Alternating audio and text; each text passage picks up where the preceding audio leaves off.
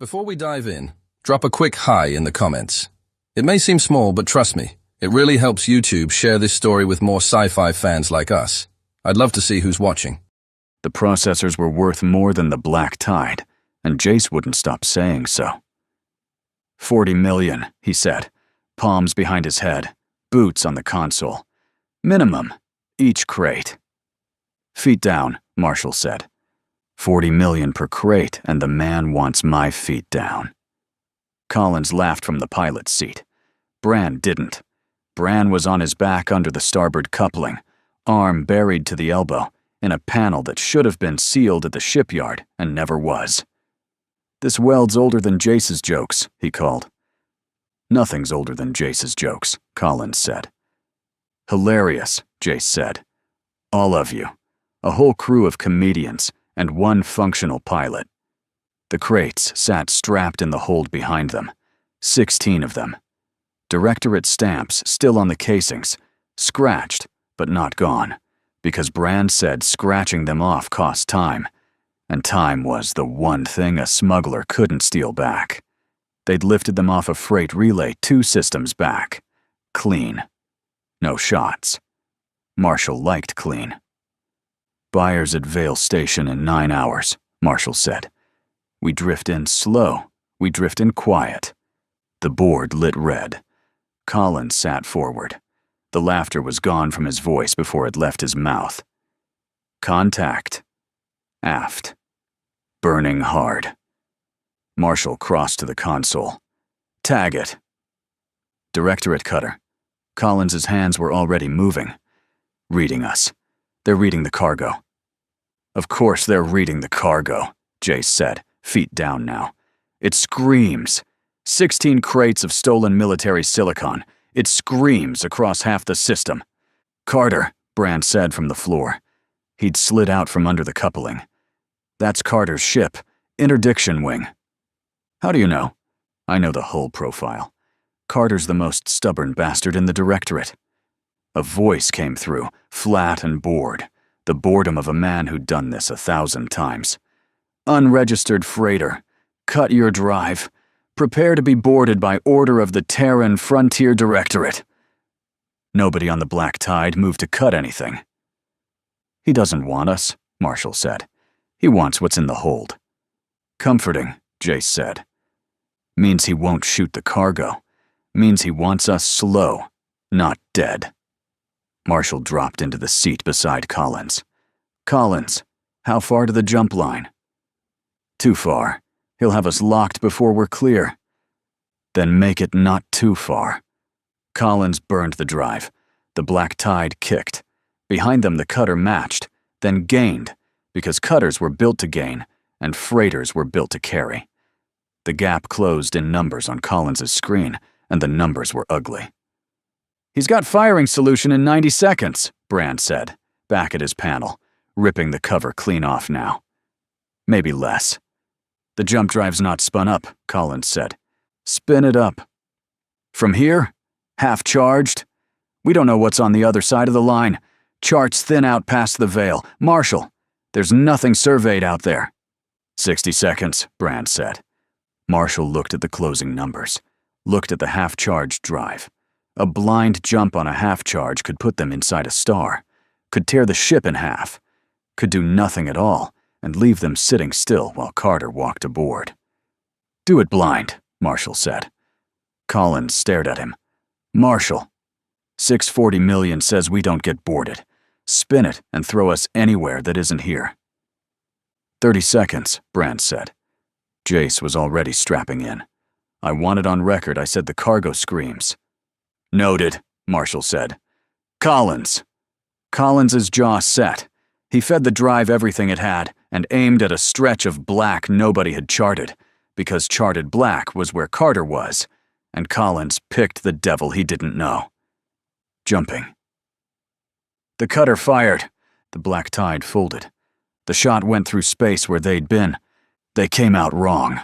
The drive screamed coming down, half-charge bleeding off in a shudder that ran through the deck and into their teeth. Collins fought the controls. Bran was already swearing at a panel that had cooked itself in the fold. Where are we? Marshall said. I don't know. Collins's voice was tight. I don't know. The nav can't match anything. There's no beacon. There's no lane. He stopped. There's a planet. Close. Inhabited. Reading power. Lots of it. Surface grid. Anybody following? No. We're alone. A pause. We jumped blind, Marshall. Nobody followed that. Relief moved through the cabin, small and careful. The relief of men who'd cheated something and weren't sure yet what.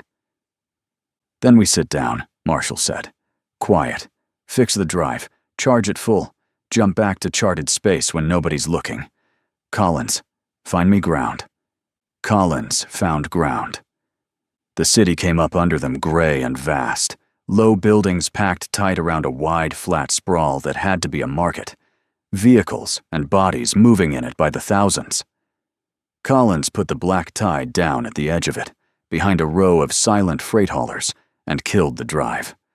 The silence after was total. Air? Marshall said. Brand checked. Breathable. Thin. Cold. He frowned at the reader. Smells wrong, though. Reader says fine. My gut says wrong. Your gut isn't certified. My gut's right more than the reader. They went out anyway, because they needed parts, and the market had parts. And 4 armed humans in a crowd was 4 armed humans in a crowd, no matter whose crowd it was. It wasn't a human crowd. The Sarek were tall and gray-scaled, long-jawed, moving on legs that bent the wrong way. They didn't look at the humans. That was the first thing Marshall clocked. In any market in human space, 4 strangers drew eyes. Here, nothing. The Sarek moved past them with their heads down and their pace quick, and not one of them met an eye. They're not selling food, Jace said, low. He was right. The stalls weren't stalls. They were pens. Long enclosures ran down the center of the market, filled with captives of a dozen species, perhaps more. None of them Sarek, packed behind bars and standing very still. Gray-uniformed Sarek walked the rows with slates, tapping, marking, sorting. At the end of each row, a ramp climbed into the belly of a transport ship, dull and windowless, and the sorted ones walked up the ramps and did not come down. That's not a market, Brand said. That's a loading dock. A family stood near the nearest pen. Sarek, civilian, a parent and 2 small ones. The parent spoke to a uniformed officer, calm, almost bored, and pointed at a third Sarek, older, ragged, head bowed, and signed something on the officer's slate. The officer took the old one by the arm. The family turned and walked away without looking back, the small ones already distracted by something else. They're turning in their own, Jace said. Their own people. Like it's nothing. Debtors, Marshall said. Outcasts, whatever they call the bottom. He kept his voice flat. Doesn't matter. Not our problem. Parts, drive, gone. Then a uniformed Sarek stopped in front of them. It looked at the humans the way none of the others had. Up. Down. Up again. Its jaw worked. It had never seen a human before. That was plain on it, in the way it leaned and stared.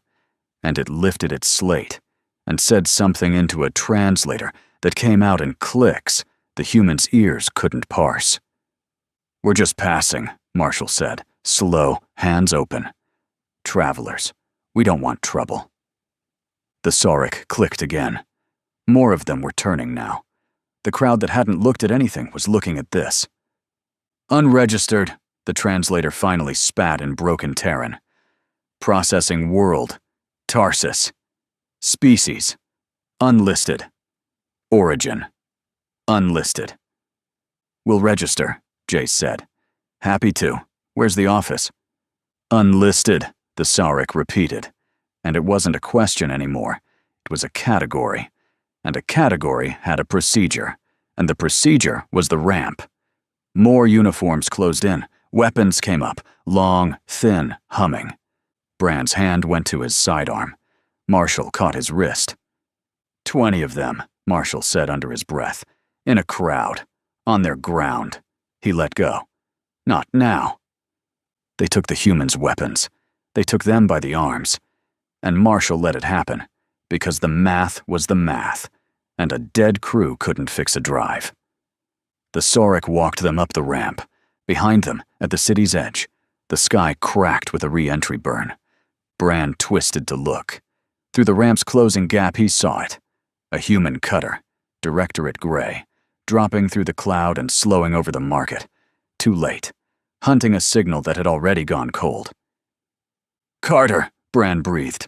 "He followed the jump signature. He's right there." The ramp sealed. The transport lifted, and the last thing the Black Tide's crew saw of open sky was the alien hull around them folding into the fold of an FTL jump.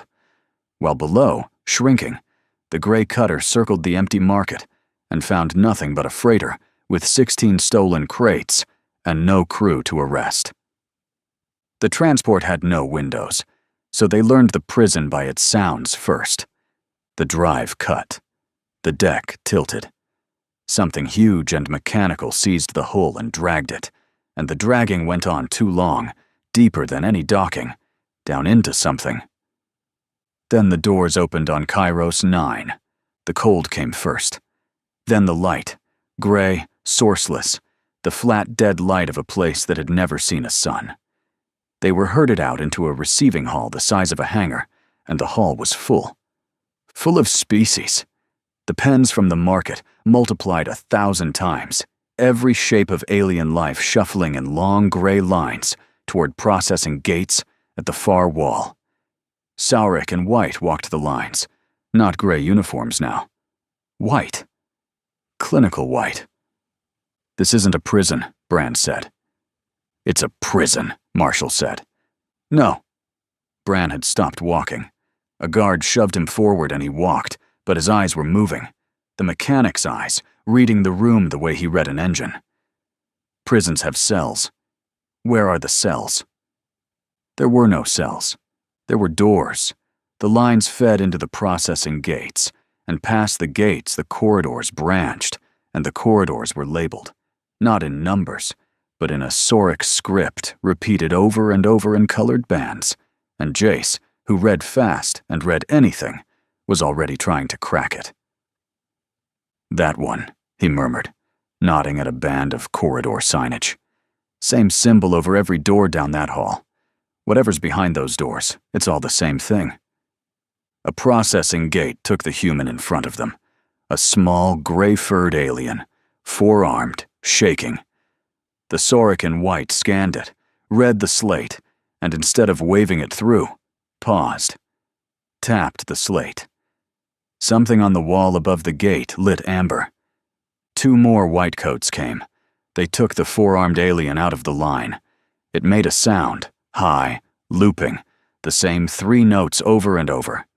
And they walked it not toward the cells that didn't exist, but down the hall Jace had marked, the one where every door was the same. The notes kept going after the alien was out of sight.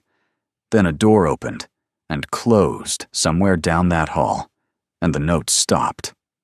Cut clean, mid-loop, like a switch thrown. Nobody in the gray lines reacted. They'd heard it before. They knew what the silence meant, and they kept shuffling forward toward the gates with their heads down, the exact way the market crowd had kept their heads down, and Marshall understood for the first time that the head down wasn't fear of the guards. It was knowing. "Marshall," Collins said quietly, "what is this place?" Marshall didn't answer.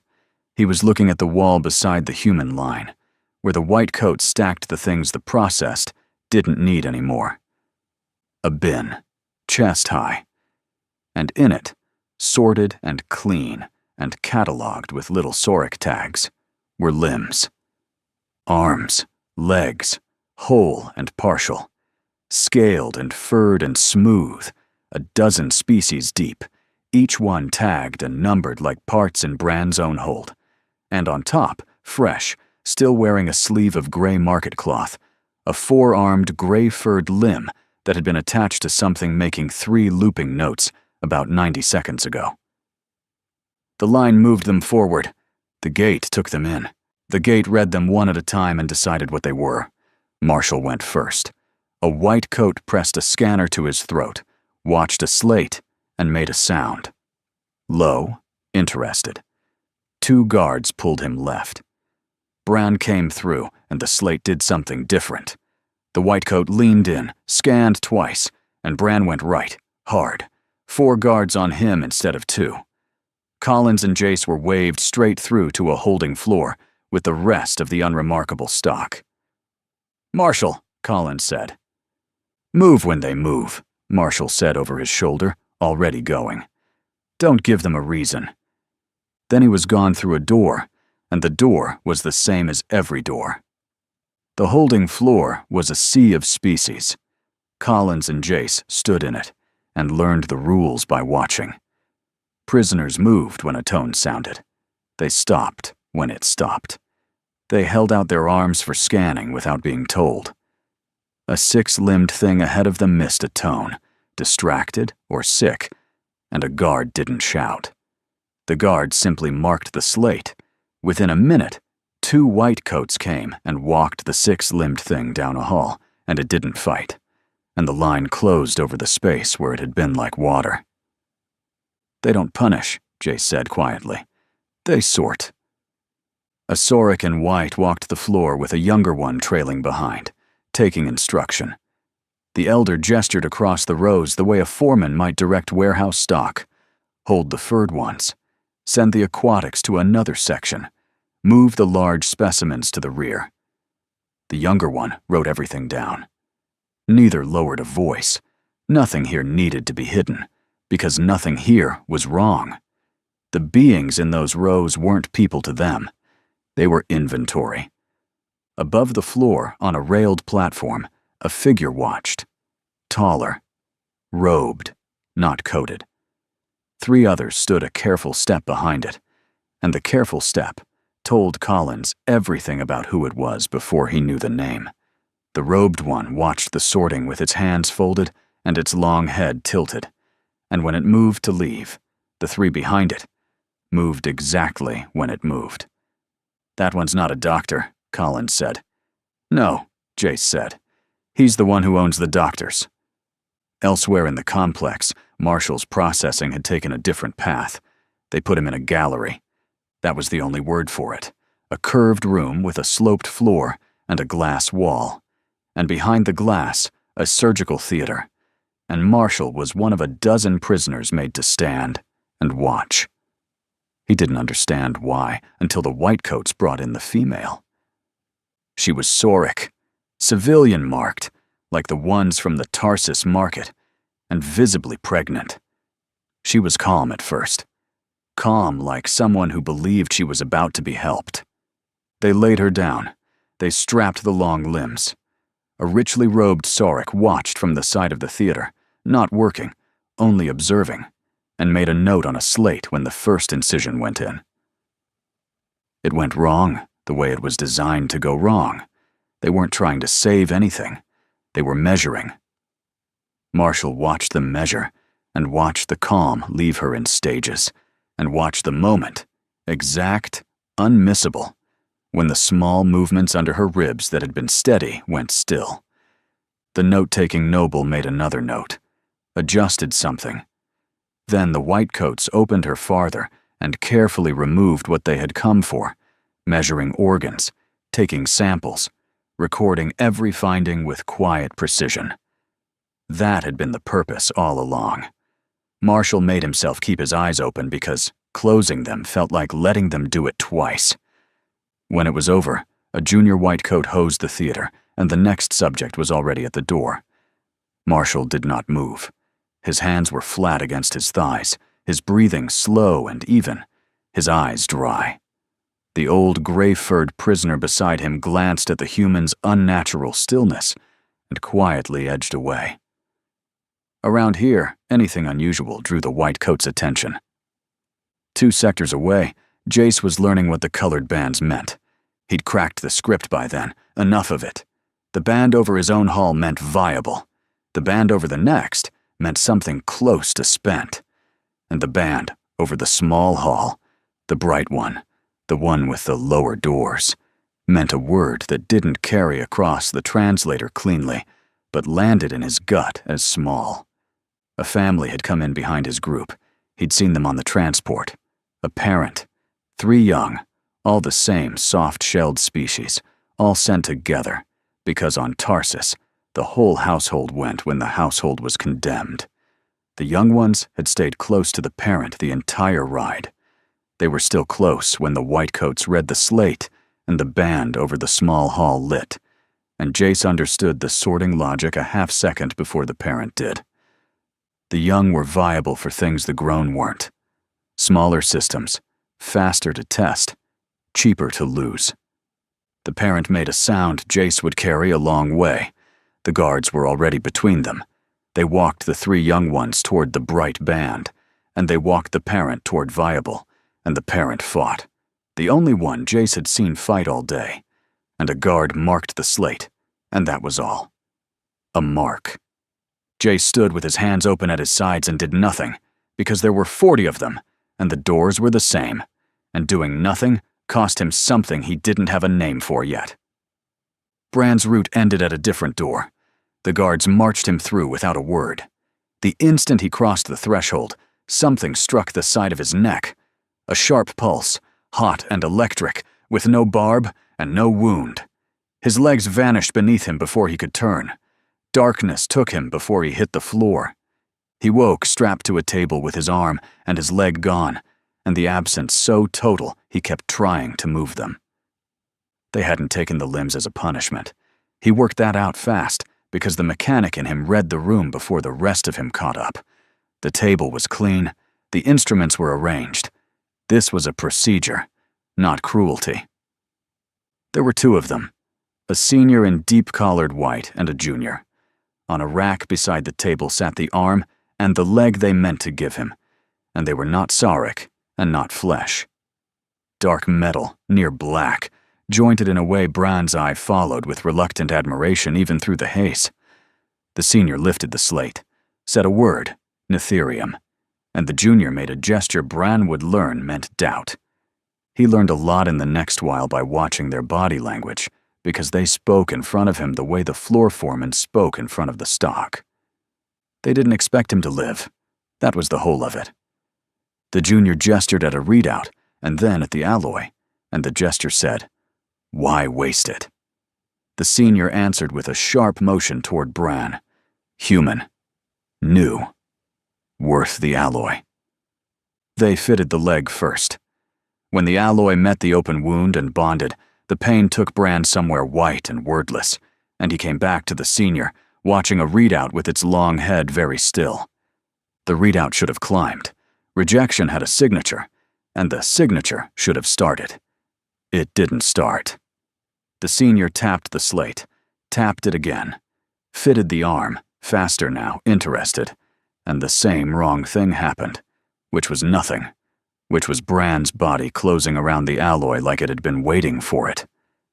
The junior took a step back from the table. The senior did not. The senior leaned in over the human who was supposed to be dying, and was instead lying there breathing, eyes open, watching them back. And for the first time since the gate, Bran saw a Sorek look unsure. "It hurts," Bran said. His voice was wrecked. He made it work anyway, because a man who can still talk is still in the fight. "Bet you've never heard one of us say that." The senior didn't understand the words. It understood the steadiness under them, and it took its own step back, and it reached for the slate to send word up the only direction that mattered. Word went up, and up was a contest. The senior reported to the research head, Sethric, and Sethric did not report it onward. He stood for a long moment with the slate in his hand, staring at the impossible survival data, while ambition quietly replaced surprise. On Kairos 9, discoveries were never just discoveries. The prison world belonged to Duke Zeran Valis, but beneath him each sector answered to a different noble house, and every house guarded its research, like treasure. Prestige rose with results. So did power. A finding like this could lift an entire house, or bury another beneath it. A spontaneous bond with untested Netherium in a species the program had never run? That was not a finding to hand a rival. That was a finding to ripen. The noble over Sethric's sector was Baron Koreth, ambitious, underfunded, and always hunting the next discovery that might lift his house a little closer to the Duke's favor. Rumor reached him before the report did. By the time Sethric finished deciding the human would remain hidden, Koreth was already walking into the laboratory. Nobles did not visit research floors without reason. "A bond," Koreth said. "I'm told there was a bond." "There was a complication," Sethric replied. "We're verifying." "Verify faster. The Duke values speed." Sethric's eyes never left the slate. "The Duke values certainty. I'd hate to present His Grace with a result that failed the second trial. That reflects poorly on the sector, and on its patron." The conversation remained courteous. The rivalry beneath it did not. If the discovery reached Duke Valis under Koreth's name, the Baron's house would rise with it. If Sethric kept control long enough to complete the work himself, the achievement would be tied to his name forever. Neither could seize the prize openly without triggering a confrontation they could not yet afford, so they fenced with careful words, while farther down the hall, the human lay hidden beneath a deliberately falsified sample number. Above them both, Duke Zeran Valis already knew. A duke who did not know what happened inside his own sectors did not remain a duke for long, and Valis had ruled Kairos 9 long enough to understand that ambition was cheaper than obedience. He let Koreth and Sethric maneuver because their rivalry cost him nothing, and sooner or later always produced results. He had watched 100 species pass through the gates. The human anomaly was only the latest report carried to his high gallery by an aide who chose every word with care. Valis tilted his long head. He was not cruel in any way he would have recognized. He simply believed, with the full weight of generations behind him, that the universe divided naturally into those who studied and those who were studied.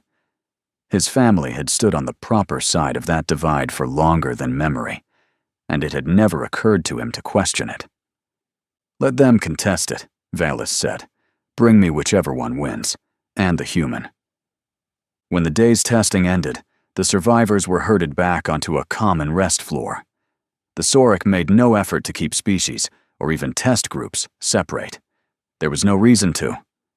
Stock returned to the rack between uses, and what happened there was of no consequence to anyone who mattered. That was how the four found each other again. Bran came in last, walking. The Netherium leg carried him with an uneven rhythm, wrong and right at the same time, and when the others saw the black arm and matching leg, nobody spoke for a long moment. "It works," Bran said finally, sitting, careful. "That's the thing nobody will believe. It works, and it's not supposed to, and they don't know why." He flexed the dark hand. The fingers closed. "I don't know why. Yet." Collins hadn't spoken since the holding floor. He'd spent the day among the unremarkable stock, the spent ones, the long-term ones, and he'd watched the thing that broke him quietly. He said it now, low. "There was a man today. Not human. But a man. You'd have called him a man. Been here years, you could tell." A guard dropped a slate near him, right at his feet. Collins looked at his own hands, and he picked it up, handed it back.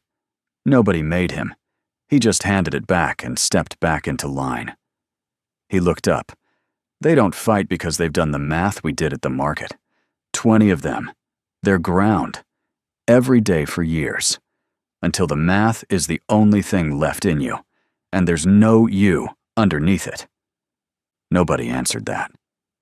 Marshall was looking at the middle distance with the stillness the old prisoner had edged away from. Jace's hands hadn't been right since the bright band.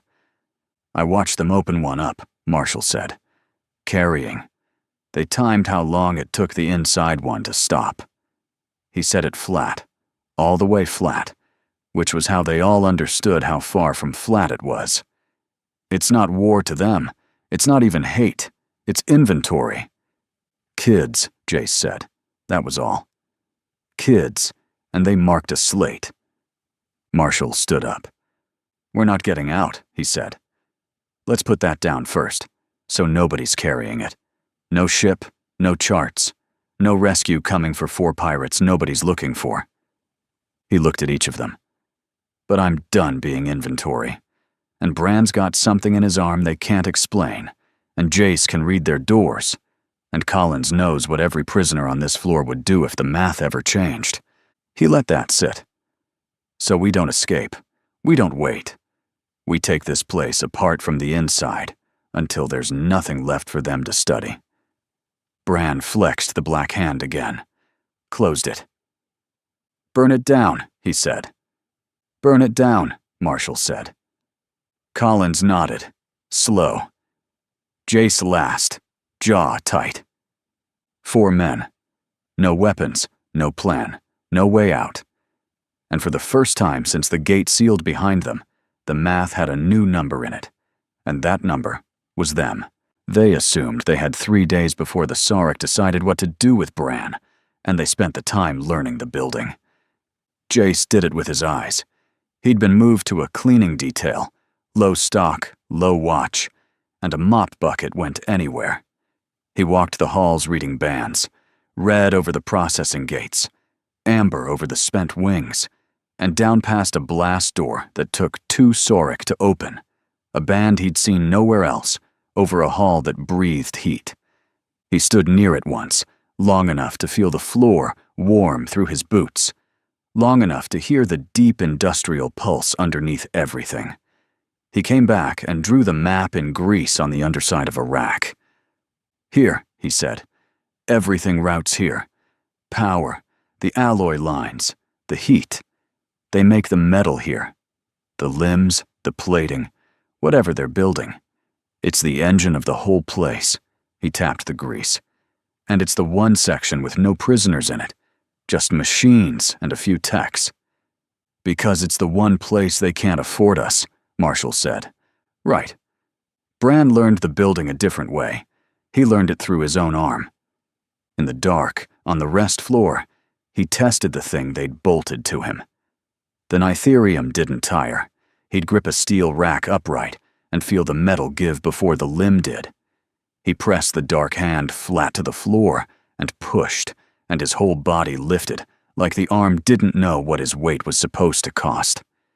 The Sarek had built it to bond, and they'd been so amazed it bonded that nobody had measured what it could do once it had. How hard can you close it? Marshall asked him. Bran looked at the hand. Don't know yet. Harder than they think. Collins worked the prisoners. He didn't recruit. Recruiting got you marked. He watched instead. 3 days wasn't enough to build trust, but it was enough to learn who still looked at the guards instead of the floor. The 6-limbed laborer watched every patrol change. The old aquatic in the tank suit never stopped counting routes through the room. 2 of the soft-shelled prisoners quietly traded places whenever inspections came, shielding the weaker of their group without drawing attention to it. Tiny things, easy to miss unless you were looking for them. Collins was. He spoke to them when no guard was close enough to care.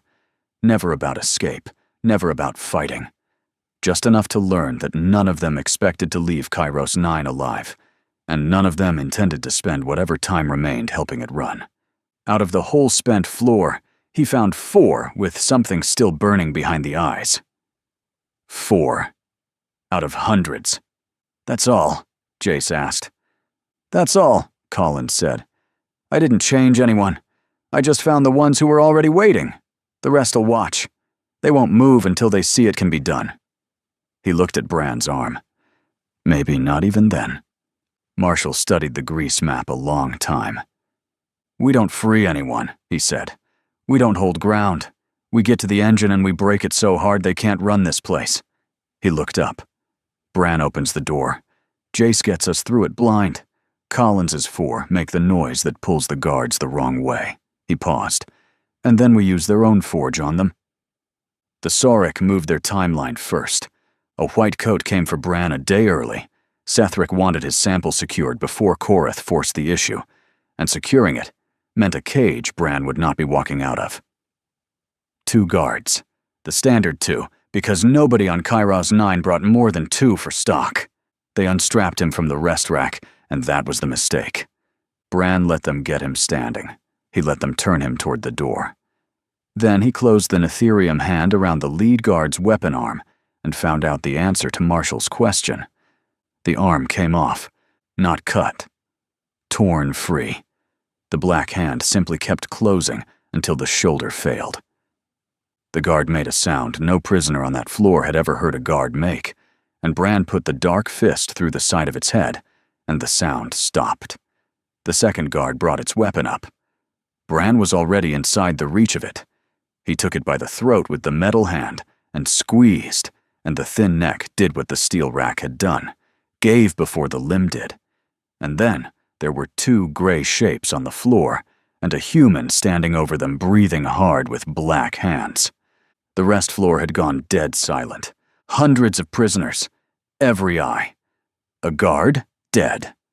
2 guards, dead, by a thing in a prison sleeve, and the world did not end. No gas, no reprisal in the first 3 seconds, or the next 3. The machine had no answer ready because the machine had never needed one. Collins moved into that silence. Now, he said, low, and his 4 moved with him, the 6-limbed laborer first, tearing a rack strut free, then the others. They didn't roar. They didn't free the floor. They fell in around the 4 humans and took the dead guards' weapons, and the rest of the prisoners watched them do it, and didn't move, didn't join, only watched with the held breath stillness of people who'd stopped believing in any direction but down. They're not coming, Jace said. Didn't think they would, Marshall said. Move. The alarm reached Sethric as a single line on a slate, and the line was wrong in a way that took him a moment to credit. Stock fatalities were logged hourly. This was not a stock fatality. This was 2 guards dead and a sample unaccounted for, and the sample number, when he checked it, was the one he had filed wrong on purpose. His concealment turned in his hand like a blade gripped at the edge. He had hidden the human to ripen it. He had hidden it so well that now, when it mattered, the containment system did not know what it was hunting. Baron Korath knew within minutes because he had paid a tech in Sethric's sector to tell him exactly this. Your verified anomaly, Korath said, arriving where Sethric stood, appears to be killing my guards. They're the Duke's guards. They're dying in my sector. Korath's head tilted, and the tilt was pleasure barely held. A research head conceals an unstable subject, mislabels it, and it breaks containment. That's not a finding, Sethric. That's a failure with your name filed under it. Sethric said nothing, because there was nothing to say that Baron Korath would not carry upward and sharpen. Upward, Duke Zeran Valis was already informed. He stood in his high gallery and received the report with his hands folded, and what moved across his long face was not fear. Kairos 9 had held 10,000 desperate things across 40 years and broken every one of them. He had seen subjects fight at the table. He had never seen one organize because the gate sorted the organizers out and the place ground the rest to passivity, and that grinding was the whole genius of it. Improvised weapons? He asked. Its own hands, Your Grace. The Nitherium. Duke Valis was quiet a moment. The thing he'd permitted Korath and Sethric to squabble over was loose and using the gift they'd given it as a tool against them. And somewhere under his certainty, a very old assumption shifted by a single degree. Seal the sector wings, he said. Pull guards from the engine if you have to. I want it cornered, not killed. It's still the most valuable thing on this world. He paused. And it's only one. It was the order to pull guards from the engine that opened the door. Duke Valis had created the gap himself. Jace saw it before he understood it. The heat hall ahead, the blast door that normally stood under 2 Sarek, now watched by only 1. The order to seal the sector wings had pulled the second guard away. The math had changed, exactly the way Collins said it would if it ever did. Only this time, it changed for them. "Now's the gap," Jace said. "It won't last." Bran took the door. The Nitherium hands found the door's manual release and forced it, the metal arms doing the work of 4 Sarek, and the blast door ground open onto the engine of Kairos 9. The heat hit like a wall. It was a foundry. Vast, low, roaring lines of molten alloy running in channels, from a central crucible to the molds, where the limbs and the plating were cast. Nitherium, bright and white-orange, and moving like water that wanted to be a weapon. 3 techs inside, and the soft-shelled prisoners and the 6-limbed laborer fell on them before they could reach an alarm. Bran stood in the heat and looked at the crucible and the channels and the heavy manual sluices that steered the pour, and the mechanic in him read the whole system in one breath. He didn't need it explained. It was a forge. He'd worked forges his whole life. The only difference was what came out of this one. "They've been pouring this stuff into us. Now we pour it into them." Beneath the foundry floor, directly under one of the runoff grates, sat the sector's guard station. The molten alloy flowed through channels overhead before feeding the casting molds. Jace read the grating layout off the wall in 3 seconds. Marshall saw what Bran saw. "Do it," Marshall said. Bran put both Nitherium hands on the manual sluice, the one a crew of techs was meant to turn slowly, with care, with respect for what it moved, and he turned it all the way. Fast, the way no one was ever supposed to. The sluice opened. Molten Nitherium left its course and found the grating and went through it, a falling rope of liquid metal pouring down into the station below, and the sound that came up was the sound of the place's own weapon used against the things that built it. The first pour. Starship alloy into a Sarek position, exactly as no prisoner in 40 years had ever managed, because no prisoner in 40 years had been a mechanic with hands that didn't burn. The foundry alarms finally caught up and began to scream. "That's it," Marshall said. "That's the wound. Out, before they wall us in." They went, the handful of them, back into the sealed halls of a prison that for the first time in its existence was on fire from the inside. While Kairos 9 burned from within, hidden beneath the shadow of its outer moon, a directorate cutter sat cold and silent, cloaked against the prison world's sensors. Captain Nick Carter had followed a jump signature past the veil into a system that wasn't on any directorate chart, and he had found a freighter abandoned on a gray market world with 16 crates of stolen processors still strapped in the hold and no crew anywhere. A smuggler did not leave 640 million behind. That had bothered him enough to keep going, quiet, running silent, until the uncharted world resolved on his sensors, and he understood what he was looking at. He had been watching Kairos 9 for 36 hours. He'd logged the transports. Dozens of species walked up the ramps and none came down. He'd logged the orbital defenses, heavy, layered, more than a prison needed, and exactly what a secret needed. And an hour ago he'd logged a heat bloom deep in the facility, an industrial signature spiking hard, and alarm traffic across Sarek channels his computer was only beginning to break. He didn't have all the pieces, but he had enough. Captain Nick Carter opened a tight beam channel, encrypted, aimed back across the veil toward Directorate space, toward the one man whose authority reached far enough to do something about what he was seeing. "This is Carter, Interdiction Wing, transmitting from beyond the veil line. Priority absolute." He kept his voice flat, the way he'd kept it flat ordering a freighter to cut its drive a week ago, before any of this. "I tracked the stolen cargo to an unsurveyed system. There's a facility here, alien, industrial scale. They're bringing in sentience by the shipload, every species but ours, as far as I can tell. and they are not bringing them back out. He looked at the heat bloom still burning on his screen. And General, I think we've got humans down there. The crew I was chasing. Their ship's abandoned on the surface, and something inside that facility just started fighting back. A pause. Requesting orders. The message folded into the dark, bound first for the nearest directorate relay, 11 light minutes away, then onward, through jump relays toward General William Joseph, who had not yet heard the word that would turn a pirate hunt into a war. The prison answered.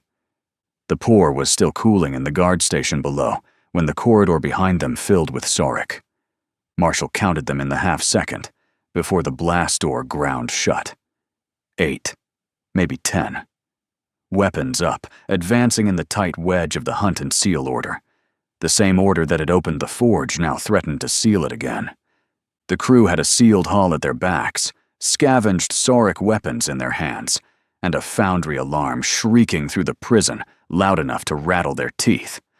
"Back," Marshall said. "Through the cast room. Move." They moved. Bran went last, because Bran was the one who could afford to. A weapon bolt caught him high in the shoulder, and the Netherium beneath his skin absorbed the bolt and flung the energy sideways in a spray of sparks, leaving the flesh beneath untouched. He grunted, more surprise than pain, and reached back with the black hand and closed it on a wall conduit and tore the whole length of it free. He swung it through the first two Sauric, coming through the door the way a man clears brush, and they went down folded wrong, and he backed into the cast room after the others, with the conduit dragging sparks behind him. Varuna went the other way. The aquatic alien moved with a slow, enormous certainty that had nothing to do with speed. He filled half the corridor in his pressurized tank suit, water sloshing gray behind a faceplate, cracked and resealed a dozen times over the years, and he caught a Sauric that had slipped wide to flank Bran and simply folded it against the wall with two heavy forelimbs. He held it there. He did not rush. He kept it pinned while it hammered at the suit and found nothing it could damage. The blows grew weaker. Then they stopped altogether. Only after the body went limp did he let it slide down the wall and turn his huge head toward Bran. A sound came out of the suit's external speaker, low and bubbling and patient, run through whatever translator the Sauric had bolted to his tank decades ago. "Long time," Varuna said, "since one of them bled where I could watch." "There's plenty more where that came from," Bran said. "Good." The water shifted behind the faceplate, something that might have been satisfaction. "Save me some." Hask hit the rest of the Sauric line like a slope giving way. 6 limbs, a torn rack strut gripped in 2 of them, and the laborer drove into them with the flat indifference of a thing that had hauled loads heavier than a grown man every day of a life, measured only by what it could carry. A bolt scored across his broad back and burned a black line through the hide, and he didn't slow for it. He didn't seem to notice it. He took the strut through the last standing guard and stood there in the wreckage, breathing hard, 6 limbs splayed. Then he looked back at the humans almost shyly, as though waiting to be told he'd done it right. Then it was quiet, or as quiet as the alarm let it be, and it was only the 8 of them, 4 humans, the giant, the laborer, and 2 soft-shelled prisoners pressed flat against the cast room wall, alone in a prison that now knew exactly where they were and exactly what they'd done to it. Jace wiped grease and somebody's blood off the door panel and got it sealed behind them. "They'll wall the whole sector now," he said. "That's the move. Trap us in the bottom, cut the power, cut the air, starve it out slow. They don't even have to come in after us. They just have to wait." "Then waiting's their mistake," Marshall said. He looked around the cast room, at the dead Sauric, at the cooling channels, at the 7 living things still on their feet. "We sit down here, and they grind us out in a day. Quiet. Nobody up top ever knows it happened." He shook his head. "Or we open every door in this place and hand them 10,000 problems instead of 7. Collins was already nodding. Slow. They won't move on their own. I told you that. Every one of them did the same math we did at the market every day for years, till there was nothing under it but the math. He looked toward the sealed door, toward the dark of the lower blocks beyond it. But they'll move if you show them it can be done. They have to see it, with their own eyes. Then we show them, Marshall said, loud enough that the whole bottom of this prison sees it at once. They started with one. Jace cracked the holding block that backed onto the cast room. A long, low gallery packed with the spent stock. The broken ones, hundreds of them behind a single control door. He opened in 11 seconds flat with a dead guard slate and a string of Sauric code he'd been quietly memorizing since his first day on the cleaning detail. The door rolled back on its track. The prisoners inside looked through the gap at the humans standing there, then at the 2 dead Sauric cooling on the floor. And they didn't move. They'd been taught not to, and the teaching had taken. Years of tones and marks and walks down the bright hall had pressed it into them past the place where courage lives. Marshall didn't try a speech. He didn't have one, and he wouldn't have trusted his own mouth with it if he had. He walked into the block instead, bent, picked up a fallen Sauric weapon off the floor, and held it out. Not to the crowd, which would have meant nothing, but to one of them. A lean, scarred prisoner near the front, some upright reptile thing whose eyes had followed the weapon from the second the door opened and hadn't left it since. You already know how they bleed, Marshall said. You've been smelling it your whole time in here. You want to make some of it yourself? The prisoner looked at the weapon, looked past it at the 2 dead guards, looked, longest of all, at the open door behind the humans. Open, actually rolled back and standing open.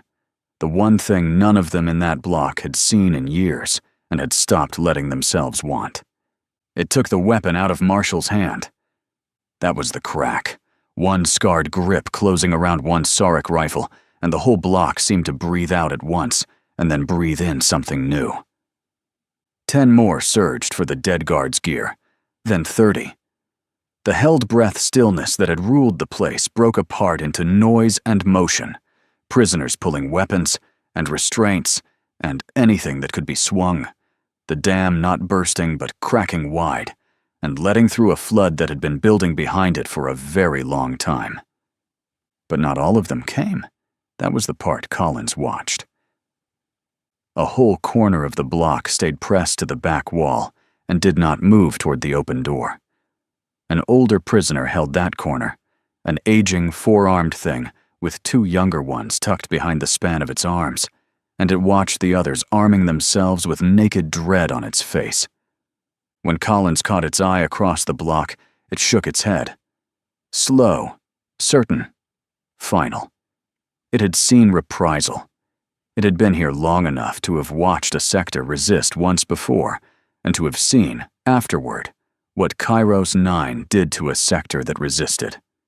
It wanted no part of standing on the floor with a weapon in its hands when the Sauric came back through that door, and it believed, with the full weight of everything it had survived, that the Sauric would come back. Collins held the look a moment longer, then he nodded, once, and let it go. Leave them, Marshall said, low at his shoulder. Everybody here gets to choose. That's the whole point of opening the door. They chose. I know. But Collins looked back once more at the 2 young ones behind the old one's arms before following the others. The rest of the block poured out past them into the hall, armed and shouting and decades overdue, and the rising stopped. Being 4 pirates and a handful of allies, and became, for the first time, a thing with its own weight and its own momentum. They went up through the lower sectors after that like water, finding every crack in a wall. Jace ran the doors, reading the colored bands off the corridor signage, and the bands told a different story now that they were inside the machine instead of being fed through it. Halfway up, they passed a wing in clinical white, the same white as the theater glass Marshall had stood behind in the dark, watching them measure how long it took a thing to stop. And the doors along it carried the bright band Jace had marked his very first day. He didn't need to crack the rest of the script to read what stood behind the glass. The air smelled of antiseptic, hot alloy, and the sweet chemical tang of preservation fluid. Tanks. Long rows of them, lit from beneath. Subjects suspended mid-process in fluid, a dozen species and more, several of them caught half-finished, dark alloy grafted where a limb had been cut away, plating fused to scaled hide.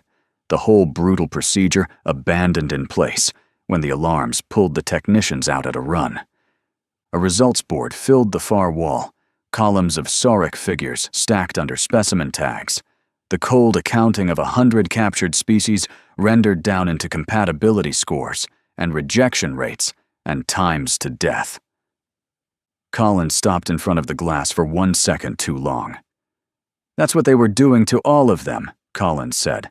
"Not just Bran. Every door in this place. Every species."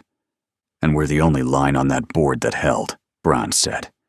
He turned the black hand over and looked at it in the white light. "Everything else up there rejected and died. That's why they want me breathing. I'm the only result they've got that worked." Marshall looked once at the wall of specimen numbers. "You're the prize," he said quietly. "No wonder the whole prison came after you." Bran let the hand drop. "So when this is over, that board burns with the rest of it." "Let's keep moving so there isn't over," Marshall said, pulling them on. "The sector armory's 2 halls up. Jace had it on the map. We take that. We stop fighting with dead men's scraps and start fighting with theirs." The armory was where luck ended. A squad held the control point in front of it, dug in behind hard cover, and these did not break the way the floor guards had broken. These were soldiers, not orderlies, drilled, disciplined, unbothered by the screaming and the smoke, and they put down a dozen prisoners in the open approach before the rebels closed half the distance. The freed stock had courage now, and almost no idea how to use it, and they paid the full price for that. Body after body in the corridor. One of the 2 soft-shelled prisoners who'd been with the crew since the transport went down fell in the open and did not get back up. There was no time to do anything about it, but step past. It was Varuna who broke the line. The old aquatic walked out into the open and into the full weight of the sauric fire, bolts cracking and skating off the tank suit, scoring the metal, starring the faceplate, and he didn't stop. He drew every gun in the squad onto himself by the simple fact of being too big and too slow to ignore, and while they emptied themselves into him, the humans went wide along both walls. He reached the control point with his suit smoking and brought his entire enormous weight straight down onto it. The impact opened a gap, and Hask came through low and fast, and between the giant who would not fall and the laborer who would not stop, the squad was finished in under a minute. Then the armory was theirs. Racks of real sauric weapons, charge cells, breaching gear, the whole arsenal of the lower prison passing hand to hand into the grip of the rising. After that, it went the way Collins had always said it would once they believed. Sector by sector, door by door, the freed prisoners spread through the lower half of the facility, and by the time the sauric pulled back hard and slammed the upper level sealed, the entire bottom of Kairos 9 belonged to the rebellion. A real foothold, taken by their own hands, paid for. Varuna stood in the captured armory with gray water bubbling slow behind his ruined faceplate, and looked at the racks of weapons and the open doors and the prisoners moving free through halls that had held them like stock an hour before. "I waited a long time for this," he said. "Longer than the 4 of you have been alive, I'd wager. Long enough I stopped marking it." He lifted a sauric rifle in one heavy forelimb, as though testing the weight of the whole moment. Turns out it was worth the wait. Hask laughed, a wet, broken, delighted sound from somewhere deep in the six-limbed chest, and clapped a limb against the giant's suit, leaving a bloody print across the metal, and the two of them stood there, grinning in the wreckage as though it meant something. It did. High above them, in his gallery, Duke Zoran Valis had stopped watching the sorting floors.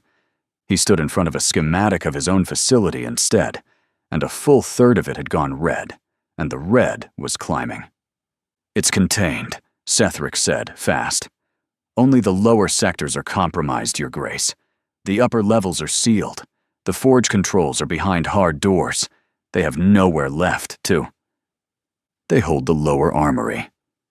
Baron Korath had come uninvited again, and the tilt of his long head carried something far sharper than the pleasure he'd worn before.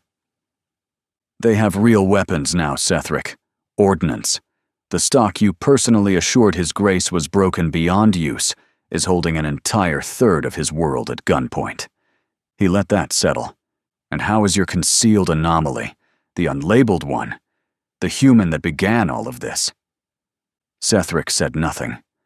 The blade he had held so carefully by its edge in the early days was buried to the grip in his own foot now, and every noble in the room could see it.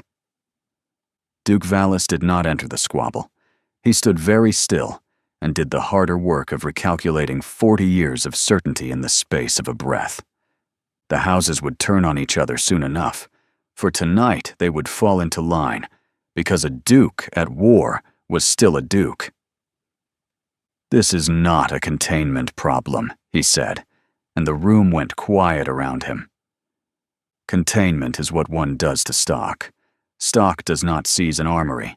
Stock does not coordinate, or hold ground, or choose its targets." He turned from the schematic. "What is below us is a war. We will have the decency to call it that, and to fight it as one." His gaze moved to Korath, then to Sethric, unhurried, and made plain that he had weighed exactly what each of their ambitions had cost him tonight. Seal the forge controls, reinforce every command level, strip the outer wings, pull the guards in, and hold the upper prison like the fortress it was built to be. A pause. "And the human carrying the Netherium is to be taken alive, whatever else burns. Everything else on this world is now expendable. That one is not." Far out, in the cold dark behind the outer moon, the Directorate cutter held its silent watch. The message it had folded into the void had already reached human space. General William Joseph read it twice. It was thin, and that was the worst of it. Carter was not a man given to speculation. He was methodical, intelligent, and stubborn enough to stay with a problem long after anyone else would have written it off. If he put something in a report, it was because he'd exhausted every other explanation first, which, here, amounted to almost nothing. An uncharted system past the Veil Line, a facility of industrial scale on a world that appeared on no chart. Transports arriving full of sentience of many species and departing empty. A heat bloom deep in the structure and a spike of alien alarm traffic that suggested, in Carter's deliberately cautious phrasing, that something inside had begun to fight. And one unconfirmed possibility hung on a single abandoned freighter sitting on the surface, that there were humans down there somewhere in the dark. That was the whole of it. No numbers, no layout, no count of the enemy, no map of the ground, no eyes inside the walls. A sealed black box beyond the edge of every chart the Directorate held, with screaming leaking out of the seams. Joseph set the message down on the desk. A few days ago, this had been a cargo theft, 16 crates of stolen processors, and a pirate crew not worth the fuel to chase. Now it was a few words he found he could not unread, sitting at the bottom of Carter's careful report. They do not return them. Attached to a place no human had been meant to find, and apparently could not now afford to ignore. "Wake the 9th, he said. "Full deployment. Combat readiness. All elements." Sir. Joseph was already on his feet and moving. Carter went in blind and chose to stay. We can manage the same. He stopped at the threshold. If there are people of ours inside that place, then we are already late, and every hour we spend looking for better maps makes us later. Move. Yes, sir. The order went out down the line. Across the docks, the Ninth began to wake, engines flaring to life one after another in the dark. Far ahead of them, beyond the veil, and beyond every chart, a prison burned from the bottom up, while the men coming to save it knew almost nothing about what they were flying into. They tried the front door first because they had to know. Marshall sent the push up the main spine of the prison an hour after the lower sectors went quiet. 100 armed prisoners, the best of the freed stock, formed the column. Hask and the upright reptile thing from the holding block led the way, with the crew spread through the middle. They moved fast, and they moved confident, because confidence was what the lower prison had taught them in a single afternoon, and they carried that confidence straight into the teeth of what the Sauric had built up top. It did not go the way the lower sectors had gone. The first sealed checkpoint opened the moment they reached it, not because Jace cracked it, but because the Sauric wanted it open. The corridor beyond was a kill box, long and straight and bare, and the guards holding the far end were not orderlies with stun poles. They were soldiers behind hard cover with crew-served weapons, and they let the first rank of prisoners get 40 meters in before they fired. The front of the column came apart. The reptile thing that had taken the first weapon from Marshall's hand in the holding block went down in the opening volley and did not get up, and a dozen more went down around it, and the corridor that had looked like a door turned out to be a trap with the Sauric patience behind it. Hask dragged 2 wounded prisoners back by their collars with his rear limbs, while the rest of them broke and ran, and the checkpoint sealed again behind the retreat, and the spine of the prison was exactly as Sauric as it had been that morning.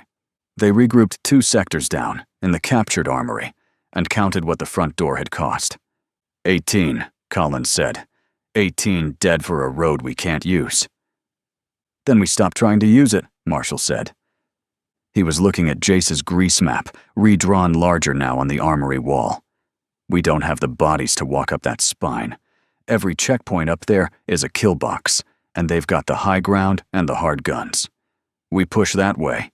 We feed them the whole rebellion a corridor at a time, and they thank us for it. He set his palm flat on the lower levels, the red of them, the part they held. So we don't push that way. There's no other way up, one of the freed prisoners said. There's never been another way up. The spine is the only route to the command levels. Everyone knows that. Everyone who got told that by the people who built the place. Marshall looked at Jace. I don't want the route they show prisoners. I want the route they use themselves. Find me their doors. Jace was already pulling a Sauric slate out of his jacket. A good one, an officer's, pried off the dead squad leader at the armory. Give me a few hours with this, he said. If there's another way through this prison, I'll find it. Until then, stay off the spine. Jace found the doors. He found a great deal more than the doors. He spent 3 hours in a maintenance alcove with the officer's slate and 3 dead guards' access tokens, and the slow, patient work that was the only kind of fighting he was truly built for. He discovered that the Sauric network was not one network. Kairos 9 ran on a dozen overlapping systems, one for each noble sector, and they did not talk to each other. They were not designed to talk to each other. Each house kept its own access, its own supply manifests, its own security overrides, walled off from the others, not against the prisoners, who were never supposed to touch a slate, but against each other. They've got no shared security, Jace said, when he pulled the crew in close to show them. None. Sethric's sector can't see into Korath's. Korath's can't override Sethric's. They built it that way on purpose so neither one could steal the other's work. He tapped through 3 layers of a manifest. Which means there's no master lockdown. There's no single key. Every sector's a separate fortress with a separate door, and the gaps between those fortresses.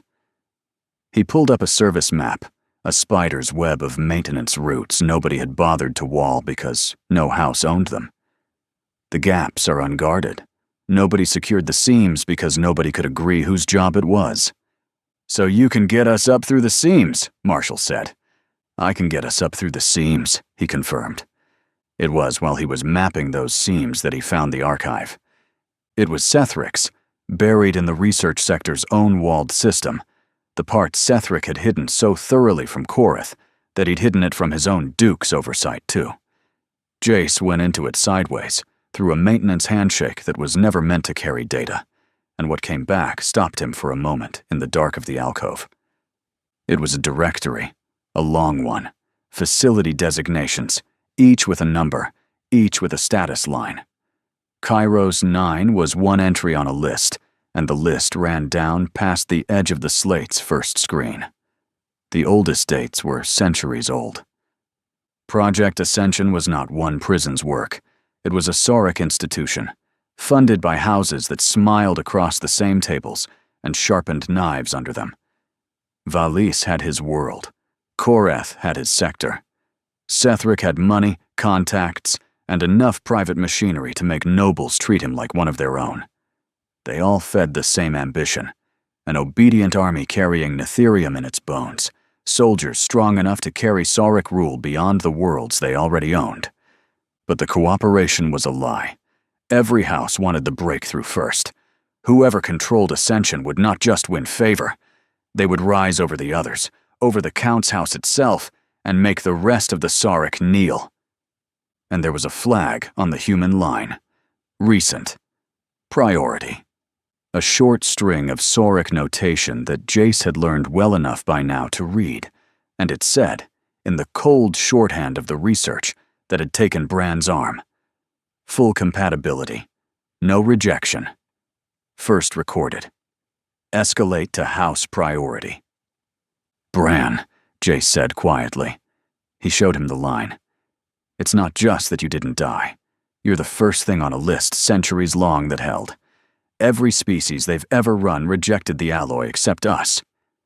He let that sit. "That's the flag. That's why Valis won't trade you for anything. Humanity isn't just another result to them. We're the result.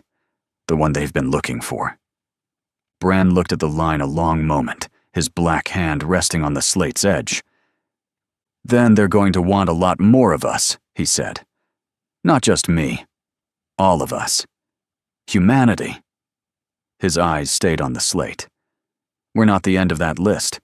We're the key to making the rest of it work." He closed the dark hand. "We don't just break this place. We make sure that list never gets to the next name." "One world at a time," Marshall said. "This one first. Jace, find us a way up." 3 hours of Jace's work meant they moved as ghosts. The maintenance routes between the houses' sectors were dark and unwatched, and the crew went up through them in small teams, while the freed prisoners made noise on the spine. Not an assault this time. A feint. Enough fire and shouting at the kill box checkpoints to keep the Sauric soldiers facing down, while the real strike climbed up behind their own walls. And as they climbed, they used the thing Jace had handed them, which was better than any weapon in the captured armory. They used the houses against each other. Jace, riding Sethrick's own walled system from the inside, redirected an automated supply train, a heavy automated hauler loaded with charge cells and reactor coolant, bound for Korath's sector, and rerouted it through a junction logged under Sethrick's authority. When Korath's people found their supplies gone, the record showed Sethrick's hand on the diversion, plain as a signature, because it had been Sethrick's system that moved it. It was not sabotage the humans had invented. It was a theft Korath already half believed Sethrick capable of, because Sethrick had been hiding things from him for weeks, and the moment the evidence appeared, it confirmed everything the Baron already suspected. That was the whole art of it. Jace didn't manufacture the hatred. He just handed it proof. Korath's sector locked its doors against Sethrick's. 2 houses that should have been holding one wall against the Rising turned and put half their guns on each other instead, each certain the other was looting them while the prison burned. Korath stripped the relay to reinforce the boundaries of his sector. Certain Sethric's people were already moving against him. And in the seam between those two suddenly hostile fortresses, where the guards had been pulled to face inward at a rival instead of downward at the prisoners, the crew came up out of the maintenance dark and took a command relay that had been held by 40 Sarek that morning, and was held by only 12 by the time they reached it. The 12 Sarek fought hard. Hask took a bolt through one of his lower limbs and kept moving on the other 5. Varuna walked the front again, drawing the guns, his tank suit starred and smoking, and the relay fell, and the rebel stood inside a command node 2 levels above where any prisoner of Kairos 9 had ever stood and lived. It was a war fought with a stolen manifest and a maintenance map, and it worked because the Sarek had built their own house with no shared roof. Duke Zeran Valis understood what was happening to him before either of his subordinates did. He stood in his high command, with the schematic in front of him, and he watched Korath's sector and Sethric's sector light up red along the border they shared. Not the red of the Rising, the red of 2 of his own houses firing on each other, and he did not waste a moment's anger on it. Anger was for nobles, who thought the universe owed them a fair fight. Valis had presided over Kairos 9 for 40 years, precisely because he had never once believed that. "They've turned us against ourselves," he said. The aide beside him went still. The prisoners, the clever one in their network. He found the seams and turned the Sarek houses against one another. And now, Baron Korath and Sethric are spending their guns on a grudge, while the stock walks up through the gap between them. He watched the relay node go red, taken, lost, his, and felt the shape of the defeat forming, and did not flinch from it. This world is going to fall. The aide started to protest. Valis lifted a hand, and the protest died. Not today, not this hour. But it is going to fall, and a duke who cannot see that coming is a duke who dies in his own command, waiting for reinforcements that his rivals will make certain never arrive. He turned from the schematic. Which means the question is no longer how I hold Kairos 9. The question is what I take with me when it is gone. He gave the orders quietly, and he gave them only to the aides from the smaller houses sworn to his own, the ones Korath and Sethric could not hear. A ship, not the garrison fleet, but his own house courier, the fast vessel he reserved for private travel when a duke preferred not to arrive with an escort. The research corps, not the whole archive, only the human line, the centuries-long list, and the one flag at the bottom of it that made the whole institution worth continuing. The compatibility data, the blueprint, everything that mattered about why a human arm and a human leg had accepted untested Netherium and lived when 10,000 others had rotted off the bone. He did not announce it. He did not tell Korath or Sethric, who were still firing on each other's sectors, and would keep firing usefully, drawing the rebellion's eye while he prepared. He simply began in the calm, methodical way of a creature that had decided to lose a battle in order to keep a war, to pack the only cargo that had ever been the point. The prison would burn. Valis intended to be somewhere else, with the future in his hold, when it did. In the captured relay node, in the lull while Jace mapped the next seam upward, Varuna sat down for the first time anyone could remember. The tank suit wasn't built for sitting. He folded into a corner anyway, the water inside him settling, and he watched the freed prisoners move through a command node their kind had never been allowed to see. Bron sat near him, working grease into the joint of his Netherium arm, where the bolt scoring had stiffened it. "You're going to win this," Varuna said. It wasn't a question. "I've been here long enough to know the difference between a riot and a war, and this is the second one." The water shifted slow behind the cracked faceplate. "I didn't think I'd see it. I stopped thinking I'd see anything but that ceiling." He was quiet a moment. I had a sea once, a whole sea. They took me off a transport, like the one that brought you, and I never saw open water again. This suit's the most of it I've had in. He made the bubbling sound that passed for a laugh. I stopped counting. I told you that. I really did stop counting. You'll see water again, Brand said. Maybe. Varuna didn't sound like he believed it, but he didn't sound bitter either. He sounded like something very old and very tired that had found at the end one thing worth being awake for. Doesn't matter much. I got to watch them bleed. I got to help. That's more than I'd asked the universe for in a long time.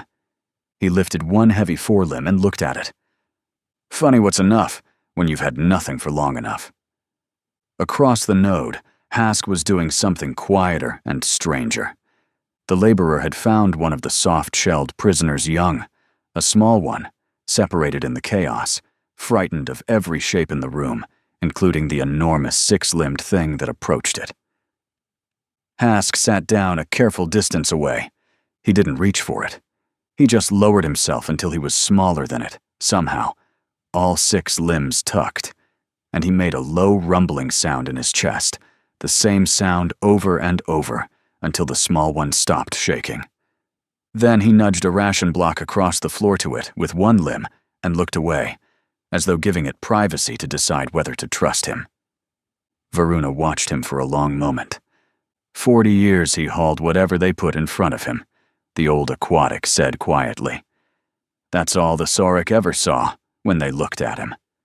The strongest, back on the floor.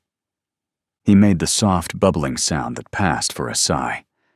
They never thought to ask what else he might be. Marshall watched Hask waiting patiently for the frightened child to choose. They wrote down the wrong thing about all of them, he said. The relay node settled into the uneasy quiet that followed the fighting. Around them, freed prisoners carried the wounded, gathered weapons, and secured the last corners of the command post, while Jace kept working.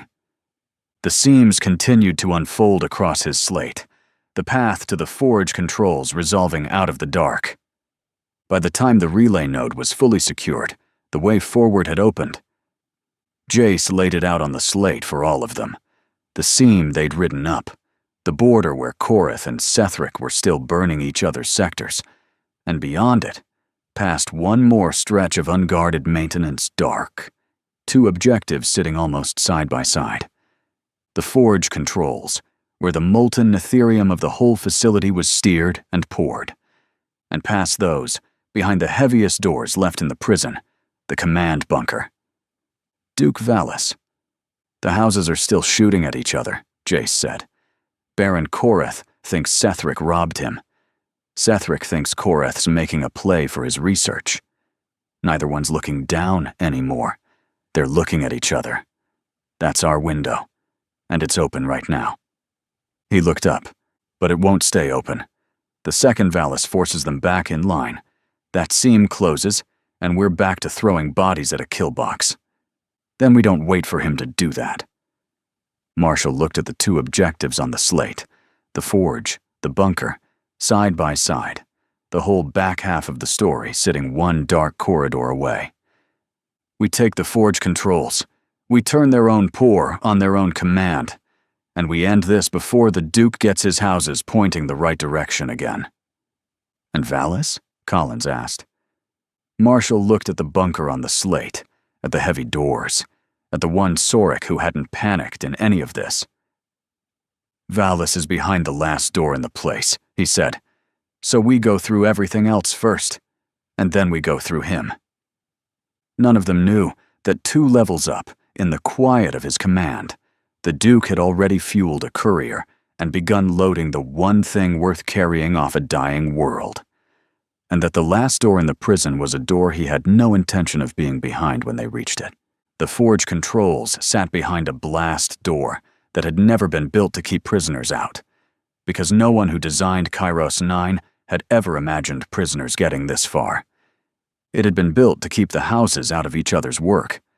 The forge sector answered only to its own walled system, and its master had already pulled half his guards to go shoot at Korith over a supply train that had never been stolen. What remained was a skeleton crew, and the rebels came up through the maintenance dark and hit it with everything the lower armory had given them. It was still a fight. The Sarek, holding the control room, were technicians with weapons, not soldiers. But a technician with a wall at his back and a crew-served gun fires it just as hard. And the approach was a narrow gallery with no cover, and the rebels paid the toll going in. Hask paid the most of it. The laborer went first through the gallery, the way he always went first, 6 limbs and a torn sheet of armory plating held up in front of him like a shield, drawing the gun so the prisoners behind him could close. The plating held for most of the gallery. It didn't hold all of it. A sustained burst found the seam where 2 of his limbs met his body and went through, and Hask went down hard in the middle of the open gallery, with the gun still tracking him, and for a moment it looked like the end of him. Varuna walked out into the fire and stood over him. The old aquatic put his own enormous body between the gun and the fallen laborer, and let the burst hammer into the tank suit, starring it, cracking it further. While every eye stayed on the giant, Bronn exploded out of the smoke. The Netherium leg hit the deck like a piston, launching him the length of the gallery, before the technicians realized the giant wasn't the real threat. The black hand caught the crew-served weapon as it swung toward him, tore it free from its mount, and drove it through the firing position like a battering ram. By the time Marshall and Collins reached the position, there was nothing left to clear. Hask was alive, badly, 2 limbs ruined, bleeding into the gallery floor, but alive and conscious and swearing in his own language, and Varuna was helping drag him back with the others, his suit hissing now from a dozen small breaches it hadn't had that morning. "Stay down," Bran told Hask, crouching over him, jamming a field seal into the worst of the wounds. "You're done. You held the door. That's enough. I can still." Hask tried to get a limb under himself. "You can't. And you don't have to." Bronn pressed him flat. "You did your part. Let us do the rest." The control room was theirs. Bran stood up in the middle of it and looked at the forge laid out below the gallery glass, the crucible, the channels, the heavy manual sluices, the molten heart of Kairos 9. Then he looked at the schematic on the wall and traced one of the armored casting channels that ran toward the command levels. The command bunker sat at the end of it, built to receive molten Netherium from the forge whenever the upper foundries called for a pour. He began to understand exactly what the controls in his hands could do. The plan was simple. Carrying it out would cost them. The bunker assault was the worst fighting of the whole rebellion, because it was the only fighting the Sarek had truly prepared for. Everything below had been improvisation, guards meant for stock, suddenly facing a war. But the command levels were built to be held. The rebels threw themselves at it sector by sector, and the command levels made them bleed for every meter. And the house war that had cracked the prison open began, at last, to close. And it closed badly for the 2 who had started it. Sethric died alone, which was the only way a creature like Sethric could have died. When the rebels broke into his research sector, he called for reinforcements over his own walled network. No other house heard him. Koreth's forces, only 2 corridors away, never got the call, and would not have answered it if they had. Sethric had spent years making sure no one else could reach his work. In the end, no one could reach him. With Sethric's sector collapsing, the Baron saw, even now, even with the prison burning down around all of them, an opening. Sethric's research was unguarded. The discoveries Sethric had hoarded for weeks were sitting there for the taking, and the prestige of presenting them to the Duke, of finally having the thing his rival had denied him, was worth more to Koreth than the wall he was supposed to be holding. He pulled his own troops off the command-level defense to seize a dead rival's prizes, and the rebels drove straight through the gap he left behind. Baron Koreth died in Sethric's research bay, reaching for a slate full of data he'd wanted his whole career, while the rebellion poured through the breach his ambition had opened. The two of them ended a few meters apart, secrecy and ambition, both undone by the exact thing that had defined them. The last Sarek defensive line gave way, and the command bunker lay at the end of one final corridor. 2 levels above, in the forge controls, Bran watched the channel on his schematic clear all the way to Valis' seat. "We're through," Marshall's voice came up over the scavenged Sarek comms, ragged, close. "Bunker's 1 corridor out. Whatever you're doing up there, Bran, do it now, before they plug this hole." Bran put his black hand on the heavy manual sluice. He didn't rush. The Sarek had spent centuries measuring strength, endurance, and compatibility, but they'd never understood the thing that mattered most. A human with his hands on a machine slows down at exactly the moment everything tells him to hurry. Bran read the pour one last time. The crucible was full. The channel was clear, running straight to the command bunker, where Duke Zeran Valis had ruled Kairos 9 for 40 years, and where the orders had come from that put a pregnant female on a table, 3 children behind a bright door, and untested Netherium into Bran's own body to see if it would kill him. The forge had been built to make weapons out of prisoners. He was about to make a weapon out of the forge. "Bran," Varuna's voice behind him, bubbling and slow. The old aquatic had come up to the control room, his cracked suit hissing, and he was looking through the gallery glass at something the cameras showed. Sarek soldiers. A counterattack. Moving up the maintenance seam the rebels had climbed, coming to retake the controls before the pour could happen. "A dozen of them. They're coming fast. They're going to reach you before you can open it. Somebody has to hold the gallery." "Varuna, I told you about my sea." The water shifted behind the ruined faceplate, calm, settled. I stopped counting the years after they took it from me. One heavy forelimb lifted, almost gentle, and pushed Bran back toward the sluice. "Pour your metal, mechanic. I'll get you the time." He went out into the gallery alone. The Sarek counterattack came up the seam and found the old aquatic waiting in the narrow mouth of it, too big to flank, too slow to ever retreat, and it did not matter that his suit was failing because he had no intention of using it again after this. He met them in the gallery. He filled it. The breaches in his tank suit wept and then poured, and the air that was killing him was an air he had stopped needing to care about, and he held the only door that mattered with the patience of a creature that had waited longer than the 4 pirates had been alive for exactly this. For one moment, where his size and his hate and his long endurance were finally, completely enough. Behind him, Bran opened the sluice all the way.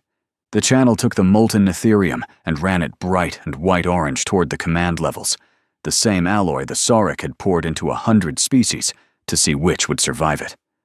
This time, it poured into the heart of Sarek command. The fortress, 40 years of rule. The forge took all of it, the way it had been quietly taking prisoners for centuries. Except this time, it took the ones who'd been doing the pouring. The bunker did not survive it. In the gallery, the last of Varuna's water ran out onto the floor, and the old aquatic who had bought the moment did not see it land. But he'd seen the metal move. He'd seen it go. That was the thing he'd asked the universe for, and at the very end, the universe had not been able to find a reason to refuse him. For a moment, nobody on Kairos 9 did anything at all. The alarms had stopped. There was nothing left in the command levels to sound them.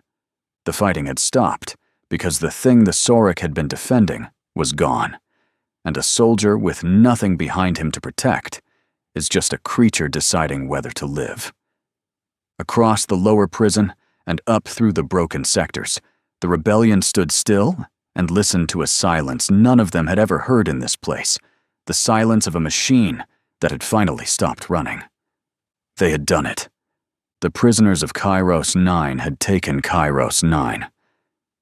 In the control room, Marshall came up through the wreckage and found Bran still standing at the sluice with his hands resting on the lever. The two of them looked at each other, and didn't say anything, because there wasn't a word built for it. Across the prison, the freed prisoners came out into the open halls. Some wept, others simply stood, learning the shape of a thing they had stopped letting themselves want. Even the old four-armed prisoner who had refused to rise stepped out at last, his young beside him, and looked around without fear for the first time. They'd won. For one quiet minute, they let themselves feel it. Then Jace came up from the lower command relay with a slate in his hand, and his face wrong. "The bunker's empty," he said. I pulled the internal feeds before the pour hit. Valise wasn't there. He left an hour ago. He turned the slate so Marshall could see. An empty docking bay. Open bay. Doors. The Duke had a ship waiting while the houses were still shooting at each other. Jace's jaw tightened. I traced the archive transfer.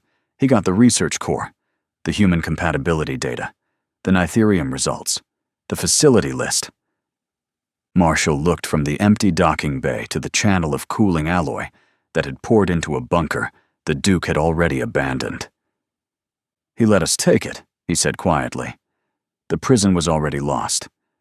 The only thing he ever meant to save was the research. Collins looked at him. "We won." It wasn't quite a question. "We won here," Marshall said. He looked toward the upper docks, toward the dark the courier had vanished into. He never meant Kairos 9 to be the only one. The 9th came down out of that same dark 11 hours later and found a war already over. General William Joseph had brought a fleet expecting to fight through orbital defenses and storm a fortress. And the orbital defenses were dead, and the fortress was a smoking ruin held by a few thousand freed prisoners of 40 different species, and 4 humans who looked like they hadn't slept in a week. The Marines came down hard and ready. They found Kairos 9 already taken. It was Hask who met the first of them. The laborer had refused to be carried. He stood on the limbs he had left, leaning on a Sorek rifle he used as a crutch at the mouth of the main landing bay when the Marines came through in full kit, weapons up, expecting the enemy. He looked at them out of a face built nothing like theirs, and said, in the broken Terran the translator gave him, the only thing that needed saying, "You're late." A wet, broken, 6-limbed breath.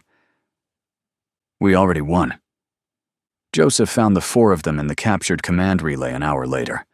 He was a big man and a tired one, and he stood in the wreckage of a place his intelligence had told him almost nothing about. Looking at 4 pirates, he'd scrambled a fleet to chase over 16 stolen crates. The math was plainly not the math he'd flown in expecting. "Marshall." He'd read the file on the way in. "Captain Rourke Marshall, you're under arrest. You and your crew. The processors, the smuggling, the deaths that came with it. That hasn't changed." "Didn't think it had," Marshall said. Joseph looked around the relay, at the cooling alloy, the freed prisoners, the scale of what 4 criminals had pulled down from the inside. "I came here to rescue you. Instead, I found you holding the place." "We did. I want to know what they were doing here." Joseph's eyes went to Brand's black arm, then lower, to the alloy leg braced beneath him. Marshall gave Jace a slight nod. Jace stepped forward with the slate. "Before this place fell, I pulled their archive. Project Ascension. Centuries of research. Every facility tied to it. Kairos 9 is only one entry on the list." He let that settle. Human compatibility data. Nitherium research. The Duke who walked out of here carrying his own copy of it. Everything the Directorate is going to need when the Sarek come looking for humanity. Joseph was quiet for a moment. "You're offering to deal." "We're pirates," Marshall said. "We don't beg. We deal." He stood, slow and tired, until he was level with the general. "We're not asking for a pardon. We did what we did, and we'll answer for it. But when you go after the rest of Project Ascension, you're going to want the only 4 people who've ever torn one apart from the inside." Joseph looked at the slate, then at the prison. Then, longest of all, at Hask, leaning in the doorway, and the thousands of freed prisoners filling halls that had been grinding sentience to nothing for centuries. "No pardon," he said at last. "You serve. You're watched. You earn every inch of it. The first time you run, the deal's done." He held out his hand. "But you'll finish what you started here." Marshall looked at his crew. Bran, the enemy's alloy still bonded to his body. Collins, who had turned prisoners into an army. Jace, whose stolen archive had just bought them all another chance. Hask in the doorway, the empty place where Varuna should have been. One by one, they met Marshall's eyes and gave the smallest of nods. "That's a sentence," Marshall said. "It's a sentence," Joseph agreed. "Then we'll serve it." A soft chime sounded in Joseph's earpiece. He lifted a hand. "Joseph." "Sir?" Carter's voice came back over the secure channel. "I've shadowed the courier through its jump. Report." The vessel bearing Duke Zoran Valis' personal crest completed a single jump to Vascor, a private house Valis holding. I've maintained a safe distance under cloak, transmitting coordinates now. "Coordinates received," Joseph said. Joseph looked at the crew, then at Marshall.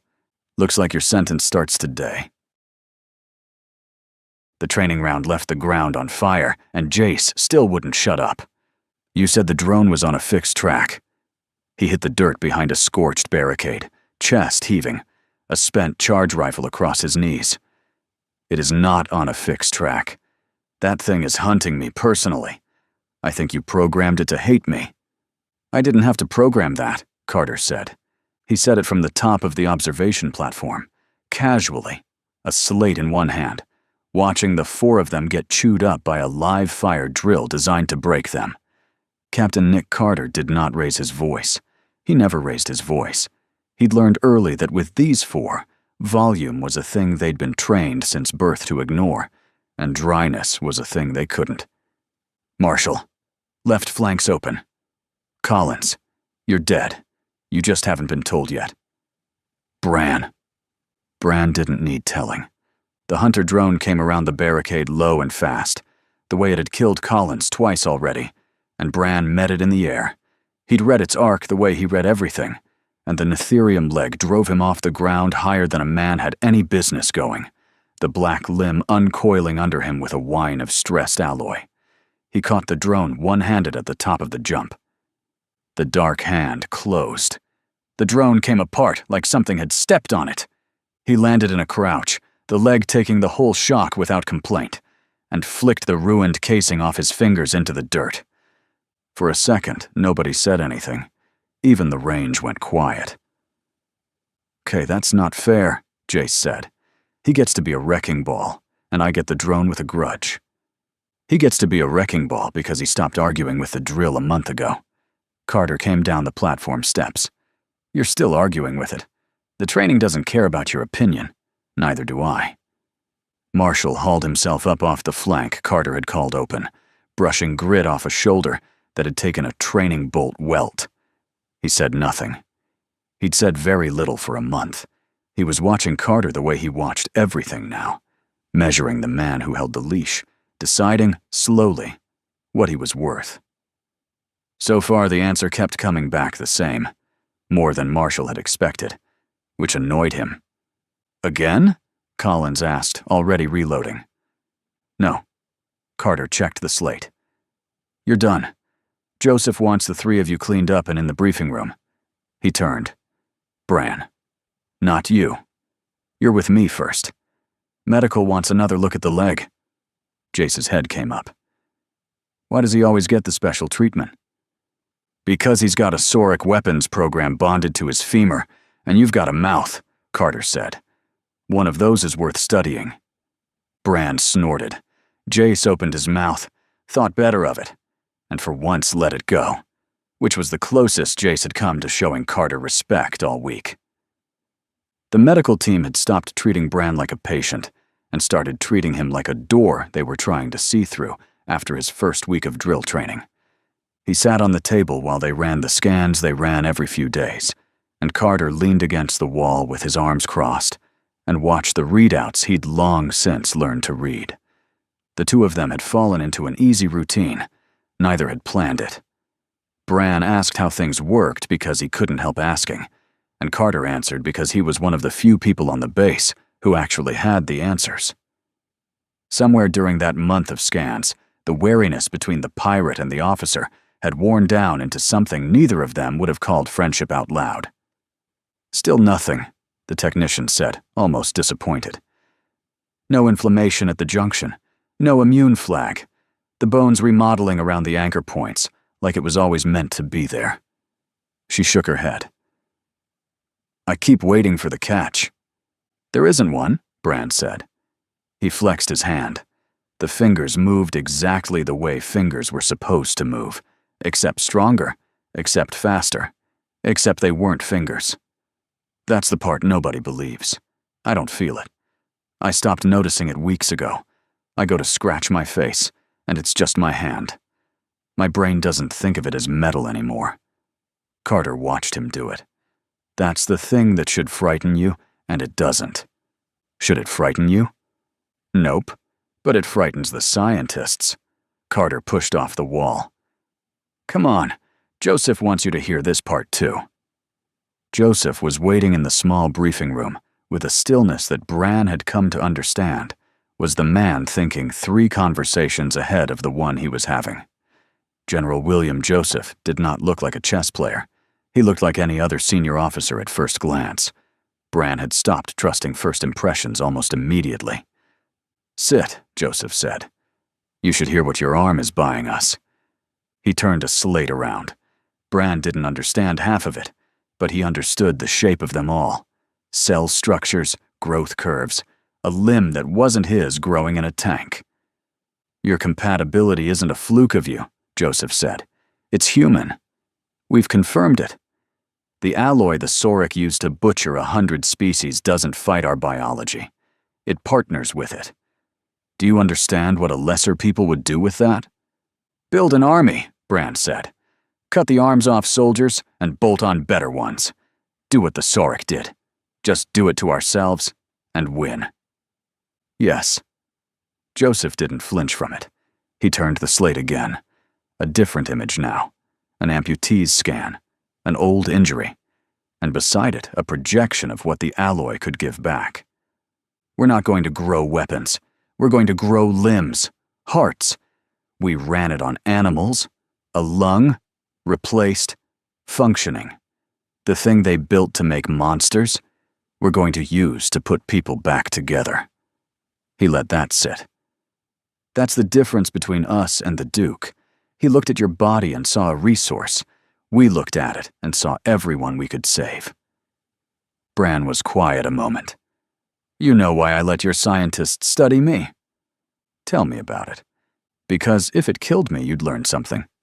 He looked at the growing limb in the tank. "And if it didn't, I'd have to go find a new reason to keep breathing. Turns out..." He nodded at the scan. The amputee, the projection of a leg given back to someone who'd lost one. That's not a bad reason. Joseph almost smiled. "No," he said. "It isn't." Hask had spent the month healing, and the healing had been its own kind of experiment. The Sauric fire at the forge controls had taken 2 of his 6 limbs, and should have taken the rest of him with them. It hadn't. The Directorate surgeons had kept the big laborer alive through the worst of it, and then they'd done something the Sauric had spent centuries failing to do. They'd given the limbs back. Alloy, grown and shaped from everything they'd learned off Bran's body, fitted to a frame built nothing like a human's.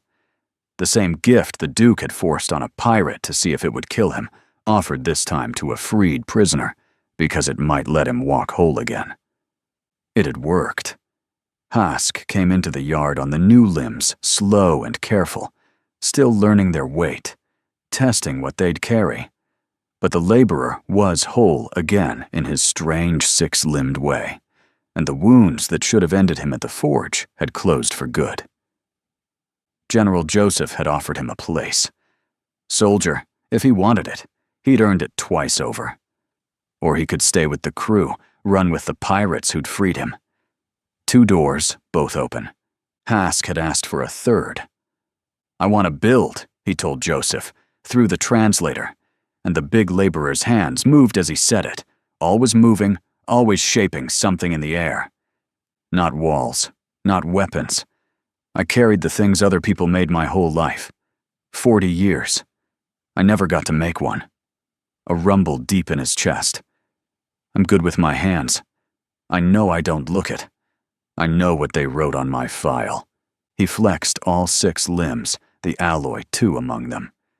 I want to teach children to make things. Small ones. Toys. Chairs. Whatever they want. I like children.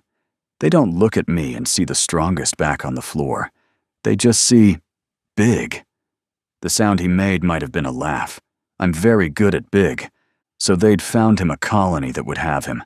A frontier world building its first real schools, eager for a teacher who could raise a workshop with his own 6 hands. They'd put him on a transport headed out to it. He'd hugged Bran before he went, which on a 6-limbed creature was an experience, and told Jace to stay out of trouble, and told Collins nothing because the 2 of them had already said it, and left to go be the thing the Sarek had never once thought to let him be. The transport carried teachers, school supplies, and a scatter of children headed out to the same new colony, along with one enormous former prisoner who was going to teach them all to build. It was, by every measure that mattered, the least military ship in human space.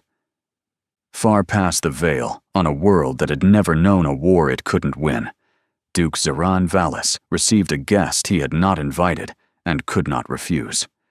Vascor was his private holding, his sanctuary, the seat of his house, and the vault of his life's work. He had fled here from the ruin of Kairos 9 with the only thing worth carrying, and here he had begun, patiently, to rebuild. The research core was safe. The list was intact. The dream was undamaged. A facility was only a place. The work went on. Count Maldrick did not announce himself the way a lesser noble would have. He simply arrived, and the arriving was the message. He was heavier than Valis, older in the way that mattered, and he moved through Valis's own halls as though he were considering buying them. "You lost a world," Maldrick said without greeting. "An entire testing world. To stock."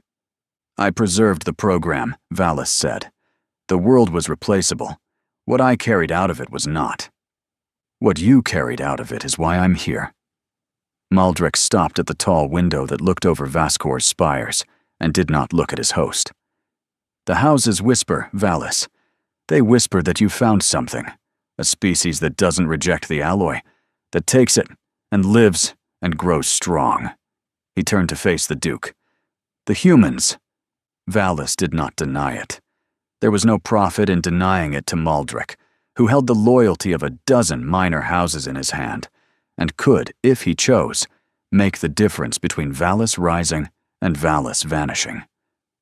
On paper, a duke stood above a count.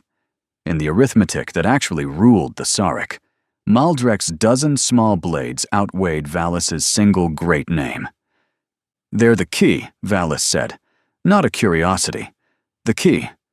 Every species we ever ran rotted around the alloy. The humans wear it like it was made for them." He crossed to a display and woke it, and the image of a human arm turned in the light. Bran's arm, the one that had lived. "Imagine it, Maldrick. Not 100 fragile subjects. An army. Human bodies. Alloy bones. Strong past anything the Sarek have ever fielded. And obedient. Grown to obey. A weapon that walks and fights and never questions." His voice did not rise. "Whoever holds that army holds every world worth holding. The houses would kneel. There would be one seat at the top of the Sarek, and one creature in it. You. Me. Do you understand what you've just told me?" Valis said nothing. "You've described a future in which houses like mine become unnecessary. Only if you choose the wrong side." Maldrick's eyes narrowed. "Do you truly believe I'll stand aside while you build the thing that replaces me? Valis met his gaze without flinching. "No," he said. "I believe you'll decide whether to stand beside me or beneath me." Silence settled between them. At last, Maldrick spoke again. "And the humans? This species you'd build your throne on. What are they? Cattle that learn to talk." Valis waved a hand, dismissing the whole of them. "Clever cattle. They ran when we caged them. They squalled and they scattered. They're a resource with opinions, nothing more. The only remarkable thing about them is their marrow, and I intend to harvest it." And there it was, the whole of him laid out plain. Maldrick heard it and said nothing. A count who commanded a dozen houses did not waste warnings on a duke who had not yet decided whether to become his enemy. He would watch. He would let Valis reach for his throne. And if the cattle proved to be something other than cattle, that would be worth knowing. And it would cost Maldrick nothing to learn it at Valis's expense. "Reach for your throne, Duke.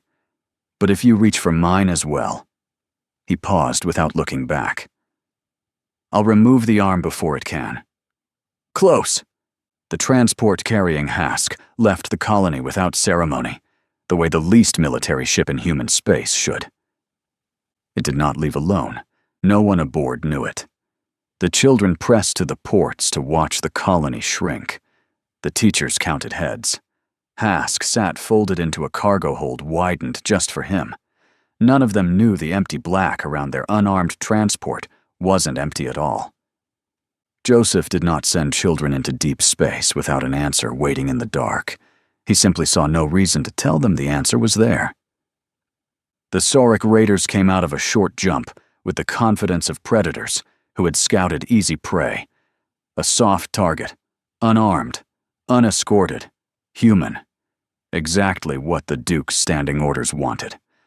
Capture, not destroy. Take the cattle alive. They swept in fast and wide to bracket the transport and herd it, the way they had herded 100 helpless things before, certain of the shape of what came next. They had made one assumption. It was the same assumption their Duke made about the whole human species, and it was wrong in the same way. They assumed that what they couldn't see wasn't there. The escort had been running dark the entire time, not with the crude invisibility the Sauric understood and could sometimes claw through, but with something the Sauric had no word for. It wasn't only machinery, it was patience. It was ships flown by people who'd spent a species worth of history learning to be the thing in the grass that the bigger animal never noticed until it moved. The Sauric expected technology and could hunt technology. They did not expect to be outthought by the meat they'd come to collect. The dark moved. The raiders never reformed into a fight. There wasn't a fight. There was only empty space where their scanners said there should be empty space. Then the darkness came alive. The human escort resolved out of the black, already firing, striking from angles the Sauric hadn't known were occupied. Before the raiders understood they had flown into a trap, the box had already closed around them. It was over the way a snare is over. Quick, total. Bloodlessly on the human side. The transport flew on toward the new colony with its children at the ports, never having felt the thing that had reached for it and died. Word of it went up the human chain fast and reached General Joseph in his formal service uniform. He read the report standing, then set it down slowly. Joseph had known the raid would come. He'd staked children on knowing it, and the stake had held. And he did not let himself feel the size of what he'd risked because there was no time for it now. The Duke had reached for human children. That confirmed what Joseph already believed about Valis. Nothing was beneath him if it served his ambition. It also told Joseph what came next. The game had changed. He started, Joseph said, to no one, to the report in his hand. Good. Now he's on my clock. He keyed his slate. Get me Carter, and the pirates. A pause, and something almost grim beneath the calm. Tell Marshall his sentence just got interesting. Joseph didn't call it a hunt. He called it correcting a misapprehension, which was worse. "The Duke believes he's the predator," he said. The crew stood in the briefing room where a month of leash had brought them, Carter at Joseph's shoulder. The four of them arranged in the loose, insolent spread of men who'd never once stood at attention in their lives and weren't going to start. He reached for a ship full of our children because his whole understanding of us says we're soft, scattered, and slow. That understanding is the most valuable thing on the board. I don't want to break it. I want to feed it. "You want him confident," Marshall said. "I want him confident and moving. A cautious Valis sits on Vascor rebuilding his program for a decade, and we never touch him. A confident Valis comes out where I can reach him." Joseph turned the display. Sauric operations bloomed across it. Capture routes, staging points, the machinery of a Duke hunting a species. "So we're going to hurt his operation, not randomly." "Precisely. Every strike shaped to tell him a story about who we are. And the story is going to be a lie he already believes." Jace crossed his arms. "And we're the ones swinging the hammer because you four are the only humans alive who've torn a Sauric facility apart from the inside, and because I can spend you in ways I can't spend a regular unit." Joseph said it without cruelty and without apology. "You're on a sentence. This is the sentence. Carter runs the operation. You run with him." "Under him," Jace corrected sourly. "Under me," Carter agreed. "Easy. You'll hate it. Get in the ship." The ship was the Black Tide, and that was Joseph's doing too. They'd fixed her during the month, patched the full damage from the blind jump that started all this, stripped the smuggling holds, hung real weapons on a hull that had never carried more than enough to run. She flew like herself and hit like something new. The first time Collins put his hands on the controls after they gave her back, he felt the difference immediately. She answered faster, cleaner, like she'd been rebuilt around the way he flew instead of simply repaired. Their first strike was a capture vessel, one of the Duke's slaver hulls, the kind that had come for the school ship, sitting fat and confident over a mining colony it had come to harvest. Carter took them in dark, and the Sauric ship never saw the Black Tide until she was against its flank, and the boarding tube bit into the hull. Then it was close work, and close work was where Brand stopped being a man with a strange arm and became the thing the Sauric had accidentally built. The first boarders met them in the airlock corridor, and Bran went through them. There was no other word for it.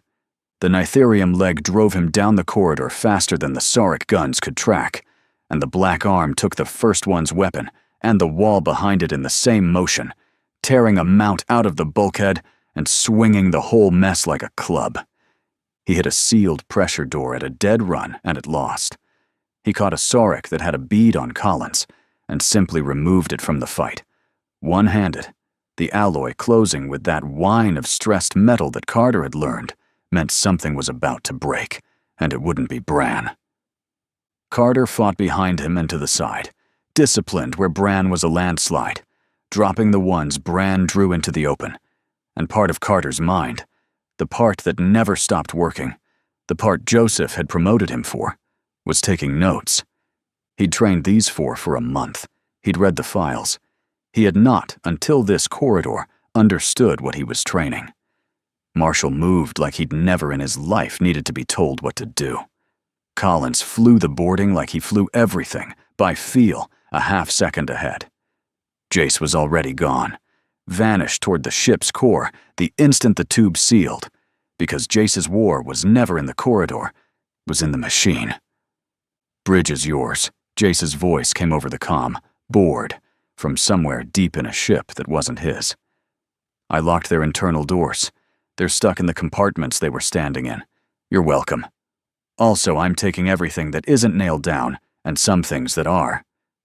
They took the capture vessel in the time it took the Sauric to understand they'd been boarded, and when it was done, and the Duke's slaver hull hung dead and open, Jace came back to the Tide with an armful of Sauric hardware and a grin, and one thing he set down more carefully than the rest: a battered human comms relay, half melted, that they had not brought with them. "Found their salvage bin," he said. "They've been scooping up our wreckage, learning us from our own junk." He turned the relay over.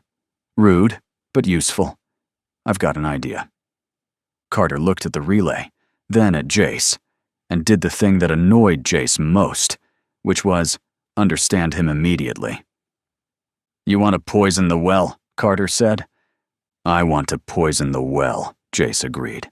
"They steal our broken toys and crack them for intel, so we let them steal one that tells them exactly what the general wants them to hear." General Joseph had already planned exactly that. Marshall wasn't surprised anymore. That was the thing about Joseph. By the time everyone else reached the idea, he was usually 3 moves past it. Marshall had stopped finding that unsettling and started finding it useful. "He'll never believe a leak," Joseph said when they brought it to him. "Hand a paranoid Duke a secret, and he weighs it for a trap. But a thing he steals off a battlefield, cracks with his own people, breaks open through our sloppy encryption," he almost smiled, "that he'll trust. Because trusting it means we were careless, and being careless is the one thing Valis is absolutely certain we are. So they built it the way you build a real mistake. Jace laced a relay core with genuine operational traffic. True routes, true supply notes, true chatter, all of it verifiable, all of it checkable, because the lie had to live inside a body of truth to breathe. And buried in the true traffic, encrypted just badly enough to look like a corner cut under fire, was the one thread Joseph wanted the Duke to pull: the compatible human. The prize. Bran, moving through a lightly held staging point aboard a vessel a confident predator could take. "You're using me as the worm on the hook," Bran said, looking at the routing that carried his own name into the enemy's hands. "I'm using what he wants," Joseph said. "He doesn't want a battle. He wants you. The one body on that centuries-long list that lived. He'd trade a fleet for you." He met Bran's eyes. "So he's going to. And when he reaches for me?" "Then he's not on Vaskor," Joseph said, "and he's not looking where the other hand is." They let the Sarek recover the relay the way they'd recovered all the others. Not handed over, but found aboard a piece of human wreckage left where the Duke's scavengers were always going to look. Valis's people brought it home and cracked it. They fought through the sloppy encryption and felt, in cracking it, the small, proud certainty of hunters who'd outworked their prey. Everything they found confirmed that certainty, because everything in it was true, except for one thread. And that single lie inherited the credibility of every truth wrapped around it. Somewhere past the veil, a brilliant Duke read a routing that told him the key to his throne was sitting nearly undefended, exactly where clever cattle would carelessly leave it, and believed it completely, because believing it cost him nothing, and despising the beings who'd been so careless cost him even less. It cost, though. A lie only worked if everything around it stayed true. To keep the Duke believing the story, humanity still had to fight a real war, and real wars took real ships. Every victory couldn't be too easy. Every retreat couldn't be avoided. The deception had to be paid for in steel and blood, or it stopped being believable. Valis, confident and moving now, committed harder. He was brilliant. Joseph never let the crew forget that. Never let the word cattle in the enemy's mouth become a word in their own. The Duke fought his fleet well. He read human tactics fast and adapted faster, and there was an engagement over a contested colony where that adaptation nearly destroyed them, where Sauric warships closed a trap of their own and human hulls died in the dark for it. The black tide came out of its scarred and streaming atmosphere, with Collins fighting the controls the whole way. They limped to a rally point to make repairs, and it was there, in the guts of a wounded ship, that the leash finished becoming a crew. Bran was jammed shoulder-deep in a coolant conduit that was trying to cook him, and it was Carter who was down there with him, holding the line clear, not a technician, not one of his own officers.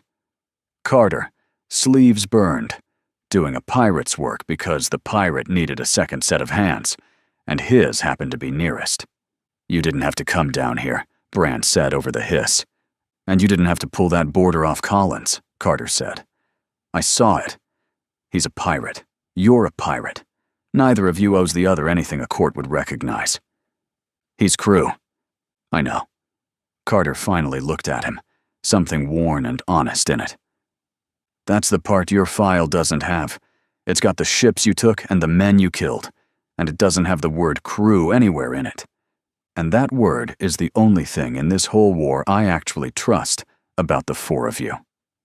He went back to the line. "Don't tell Jace I said anything nice. He'll put it on the hull." Up in the wreck of the mess, Jace was doing the thing Jace did after a battle that had gone badly, talking too much, too fast, needling Carter's absent name, working the fear off the way other men worked it off with drink. And when Carter came up from the conduit burned and filthy, Jace opened his mouth to fire the first shot of the usual war, and looked at the man's ruined sleeves and the pirate's grime on a captain's hands and closed it again. "You look like one of us," Jace said instead. It came out wrong-footed, almost grudging, almost warm. "Don't insult me," Carter said. He dropped into the seat across from them, filthy as the rest, without a second thought. That was the moment it happened. Not a speech, not a rescue. Just an officer sitting down among pirates, as though there had never been a line between them. Quietly, without any of them saying it aloud, Carter stopped being the leash. He became the fifth. Marshall watched it happen from across the mess and said nothing. But he'd decided, a while back, what Carter was worth. The answer had stopped annoying him. The Duke took the bait. Word came, the way Joseph had known it would. Valis moved his fleet with the confidence of a predator that had found the soft throat of its prey, committing his strength toward the staging point, where a careless species had left its most precious asset lying in the open. He came for Bran. He came for the key to his throne, certain he was closing a trap, never once feeling the shape of the larger one closing around him, because feeling it would have required believing that cattle could think a move ahead of a duke, and that was a thing Zoran Valis was constitutionally unable to believe. On Vaskor, Count Maldric watched the Duke's fleet pull toward its prize and made his own cold arithmetic. He had promised nothing. He had risked nothing. He would not spend his dozen houses defending Valis's reach, and he would not warn the Duke of a danger the Duke was too proud to see.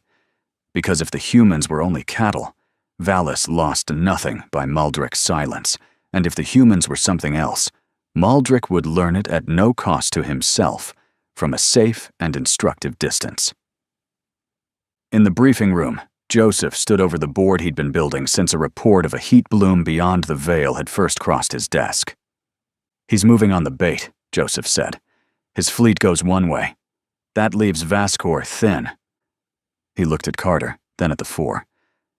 "You've spent this whole war teaching him we're careless. He's about to spend his whole fleet acting on it. While he reaches for Bran in the dark, you're going to walk into his house through the door he left open, and you're going to take everything that makes his dream possible, and then you're going to burn the rest." "And the Duke?" Marshall asked. "The Duke reaches for the prize," Joseph said, "and finds out what the prize is." He didn't smile. He'd staked too much to smile yet. But the board was set. Valis's fleet drawn one way toward a hook with Bran's name on it, Joseph's strength poised to meet it, and Carter and the four aimed at an undefended Vaskor. From the wings, a count watched with his blades sheathed, unwilling to spend a single house, until he knew whether Valis's ambition would make him master of the Sarek or destroy him. "Get in the ship," Carter said. This time, nobody argued. The trap sprang in two places at once, and Valis only ever saw one of them. He came for the prize, the way a great predator comes for a throat it's already decided is bared, his fleet pouring toward the staging point, where careless cattle had left the key to his throne lying in the open, his flagship at the center of it, his certainty absolute.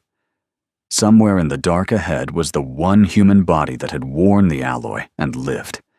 He had crossed the ruin of one world and the patience of a rebuilt program to reach it. He did not slow. Slowing was for creatures that could imagine being wrong. He never saw the other half of the trap close. Joseph's fleet met him in the black exactly where Joseph had decided it would. The collision of fleets lit the darkness, drawing every eye, every sensor, every thought.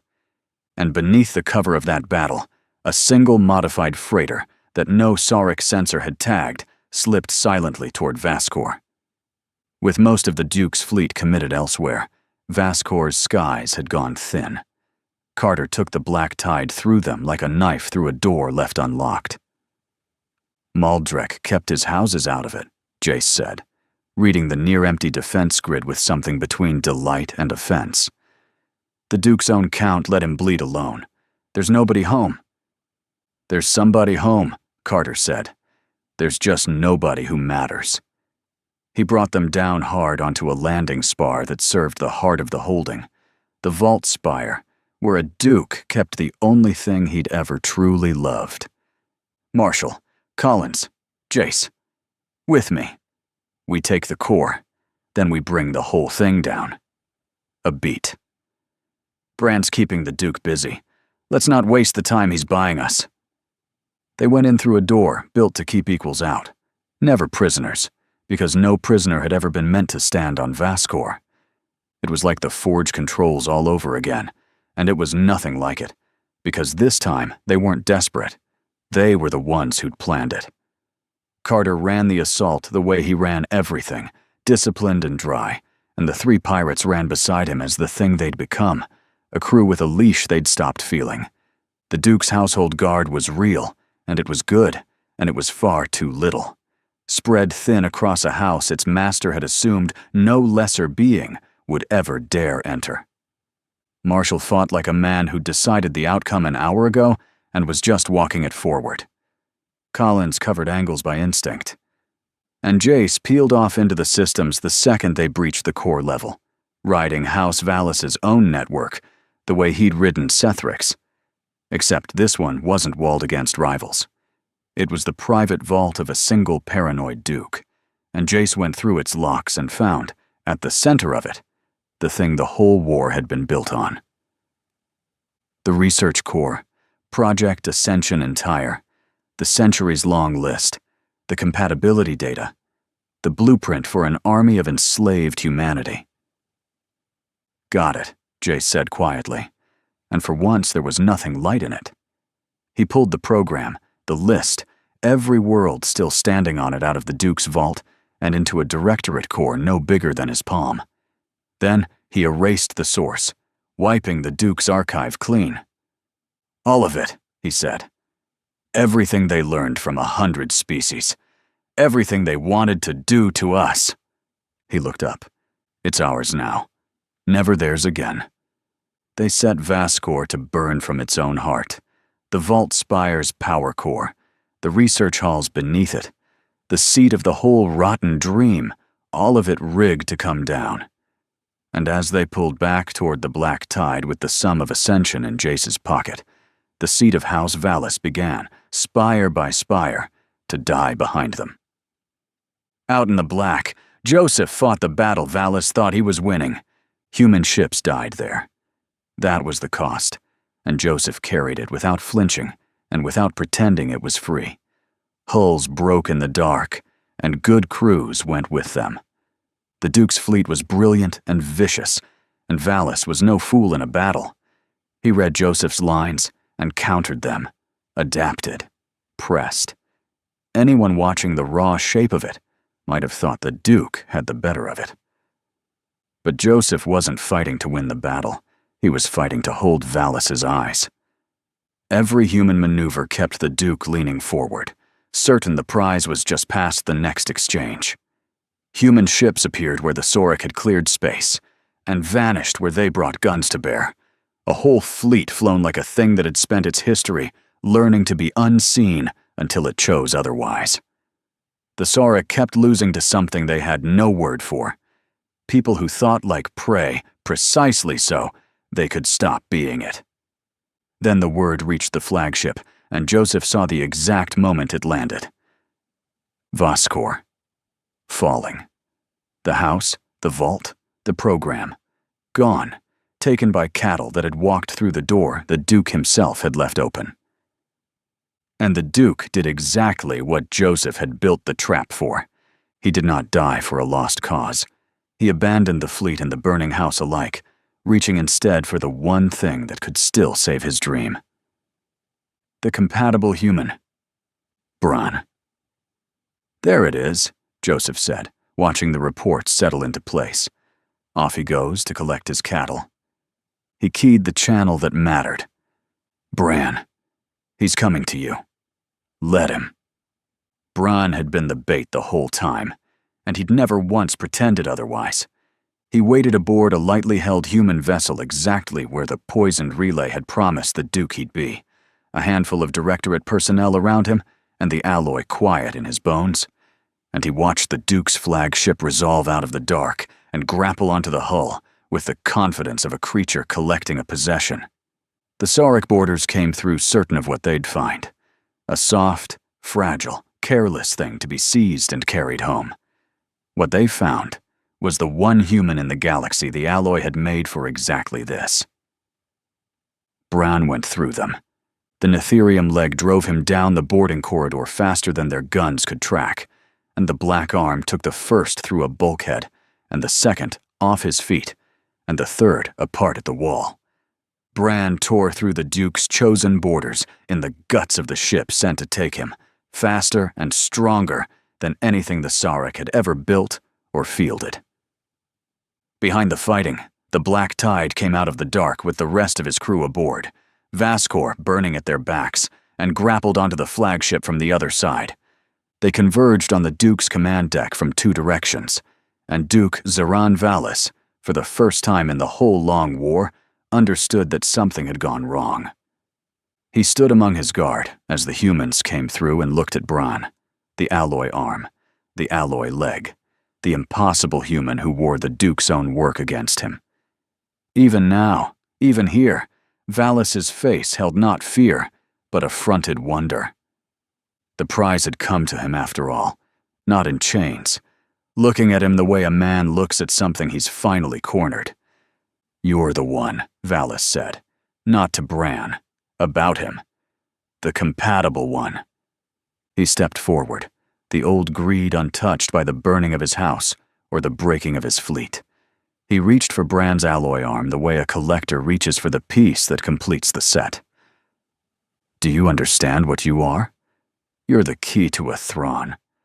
I'm not yours, Bran said. He caught the reaching arm in the alloy hand. The Duke had forced that gift into his body to watch it kill him. Instead, it had brought him here. Bran closed his hand. Zoran Valis died by the weapon he had built for someone he believed was beneath him. His own contempt had carried him to the only place it could no longer protect him, within arm's reach of the man he'd tried to turn into a tool. The Duke reached for a possession. The possession reached back. Count Maldrick had seen everything he needed to see. He had built his power on always knowing which way the arithmetic ran. He ran it one last time and arrived at a number that changed everything. Humanity was no longer the prey Valis had believed it to be, but a patient enemy that had outthought a brilliant Duke and destroyed him in a single stroke. The Count opened contact with the human fleet himself and offered the one thing his kind offered only to equals worth fearing. Peace. Not alliance. His houses would not help humanity, but neither would they trouble it again. The war Valis had begun had died with Valis. Joseph accepted, not because he believed peace would last forever, but because the message beneath it mattered more than the offer itself. Somewhere beyond the veil, the most powerful Count of the Sarek had looked at humanity, recalculated the balance of power, and decided that war was no longer worth the price. They had stopped being prey. They had become the thing the galaxy learned not to reach for. The war ended, as wars do, in paperwork and quiet. The fleet stood down. The dead were counted somewhere Marshall didn't have to watch. And the 4 of them came back to a directorate base, with a sentence technically still hanging over their heads, and nothing left to do but wait to find out what winning had earned them. What it had earned them was sitting in a holding bay. 4 of the original 16 crates were there, and Jace found them the way Jace found everything, by looking where he wasn't supposed to. Jace came into the ready room and didn't waste a breath. "Found our crates." That got their heads up. Jace led them down to the holding bay, and there they were. Directorate stamps, scratched but not gone. The exact quantum processors that had started the whole saga, 2 systems past the veil and a lifetime ago. They were sitting nearly unguarded, in a bay with 1 lightly manned checkpoint, and a captain standing at it, who happened to be looking the wrong way. "Huh," Jace said slowly. Marshall said nothing. He was doing the math, and the math was coming out strange. Joseph would never leave those crates unguarded. They belonged to the original cargo, which made leaving them there make even less sense. And the checkpoint was being held by the 1 officer who'd fought beside them the whole war, standing with his back turned and his hands conspicuously empty. "He's giving them to us," Brand said quietly. "That's a pardon nobody has to sign." "That's not a pardon," Marshall said. "A pardon goes in a file. This..." He looked at Carter's turned back, at the open bay, at the silent shape of it. "This never happened. No record. No mercy. Just a door left open." He almost smiled. "The general doesn't give pardons. He gives you a way out and looks the other way." Jace was already grinning, and the grin had a problem in it, which was Carter. "There's a checkpoint," Jace said. "It's manned." "It's manned by a friend," Brand said. "We're not..." But Jace was already moving, because Jace had wanted to do this specific thing for the entire war, and the plan gave him a reason, and a reason was all Jace had ever needed. He hit Carter over the back of the head once, efficiently, with the flat of a Sauric sidearm. "Jace!" Bran was down beside Carter in an instant, checking the man's skull with hands that could crush bulkheads, and were, right now, absurdly gentle. "That was too hard. That was way too hard, you idiot. He's fine." Jace was already hoisting a crate, delighted, unrepentant. "That man's skull has survived worse arguments with me. He's the stubbornest thing in human space. A little tap like that. He'll wake up cranky and take 3 weeks to admit it hurt." He caught Brand's look and softened, fractionally, in the way Jace only ever softened. "He's fine, Bran, I promise. Besides," the grin came back, "I've wanted to do that since the first day he told me to get in the ship." Bran looked at Carter, unconscious and breathing steady on the deck, and did not entirely forgive Jace, because somewhere in the last month, the officer holding their leash had become a man Bran would miss. He got the captain propped safe against the wall, careful of the head, and only then picked up his own crate. "He is a good man," Bran said. "Shame on you." Carter woke up in the infirmary with his head bandaged and General Joseph sitting beside the bunk, and the first thing he did was crack a joke, because that was the only apology Carter's kind of pride allowed. "I've had better days," he said. The bandage went most of the way around his skull. "Headache'll fade, eventually. Your pirate has a real talent for the back of a man's head." "He does," Joseph agreed. "He didn't have to enjoy it that much." "No," Joseph said. "But you didn't have to let him." Carter didn't answer. He'd seen the blow coming and let it land, because the plan only worked if it looked like a theft, and 4 criminals walked out a door no record would ever admit had been opened. It was the most pirate thing an honest officer had ever done, and he'd done it on purpose. He'd joke about the headache for the rest of his life, but never about the reason. A soft chime sounded on Joseph's wrist. He lifted the device, and a small blue figure resolved above it, Marshall, transmitting from a ship that was already somewhere it couldn't be traced. "General," Marshall said. "Captain." Marshall held his gaze for a moment. Nothing needed explaining. They'd both done the math. "I just wanted to say the sentence is served," Marshall said. "In full." A pause. "You ran a clean war, General. Cleaner than we deserved." "You fought a hard one," Joseph said. "That balances a lot of ledgers. If you ever need the balance tipped again." Marshall's mouth moved, not quite a smile. "Just say the word. Something tells me you've got a way to find us." "I do," Joseph said. From the bunk, bandaged and propped up and watching the whole thing through the holographic light, Carter lifted a hand. "Marshall." His voice was rough, but the dryness was still in it, unbroken, playful under the ache. "Tell Jace he could have been less thorough. This headache's going to outlast the war." A beat. "And tell him next time I get to take a swing. One clean shot, his choosing of the moment so we're even. That's the deal, or I hunt him down on principle." The little blue hologram of Marshall almost laughed. "He'll like that," he said. "He's already fond of you. Won't admit it, though. Just like you." "Wouldn't dream of admitting it," Carter said, and the light cut out. The war was over, and somewhere out past the veil, 4 pirates were flying free with 4 crates of the cargo they'd started with, and a debt paid in a coin no court would ever count. Aboard the Black Tide, jumping clear of Directorate space for the last time, Jace finally said the thing that had been bothering him since the holding bay. "Wait a minute." He turned from his console. "What did I miss? Did you and the General plan all this? The crates, the door, Carter standing there with his back turned. Did the 2 of you cook the whole thing?" "Of course not." Marshall didn't look up from the nav. "Don't be stupid. Joseph's a serving officer. He's not going to throw away a career like his for 4 smugglers. There was no deal. Nothing happened." "So then, what?" "He's a man who does things right." Marshall finally looked at him. "After everything, the right thing was to let us go. So he built a war where letting us go looked like us getting away with something. No pardon. No record.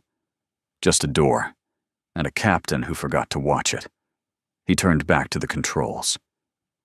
"That's not a plan, Jace. That's just a good man being one where nobody's looking. Try to recognize it. You won't see it often." Bran was quiet a moment, looking back the way they'd come, toward the fleet and the infirmary, and the officer with the bandaged head. "I'll miss Carter," he said. A beat. Shame he's not a smuggler. He'd have been one of us. Collins laughed from the pilot's seat, the first easy laugh any of them had managed in a long time. "Next stop?" he asked. Jace put his boots up on the console, feet up, the way they'd been the very first time, a lifetime and a war ago, and grinned at the black ahead of them. "Any planet with cards, booze, and women," he said. "Not necessarily in that order." Marshall shook his head. Collins was still laughing. Bran almost smiled. And the Black Tide folded into the dark and was gone. 4 free men and the cargo they'd started with, flying out past every chart into whatever came next. No cage behind them, no leash, no sentence. Hey there, space human. I'm really curious about your thoughts on this video. Drop a quick comment and let me know what's on your mind. Or just say hi if you prefer. Either way, I'd love to hear from you. Also, remember to check the pinned comment. Trust me, it's worth a look. Oh, and one last thing. I've chosen another video for you to watch. Just click the card here. Or here if you want the whole playlist. See you there.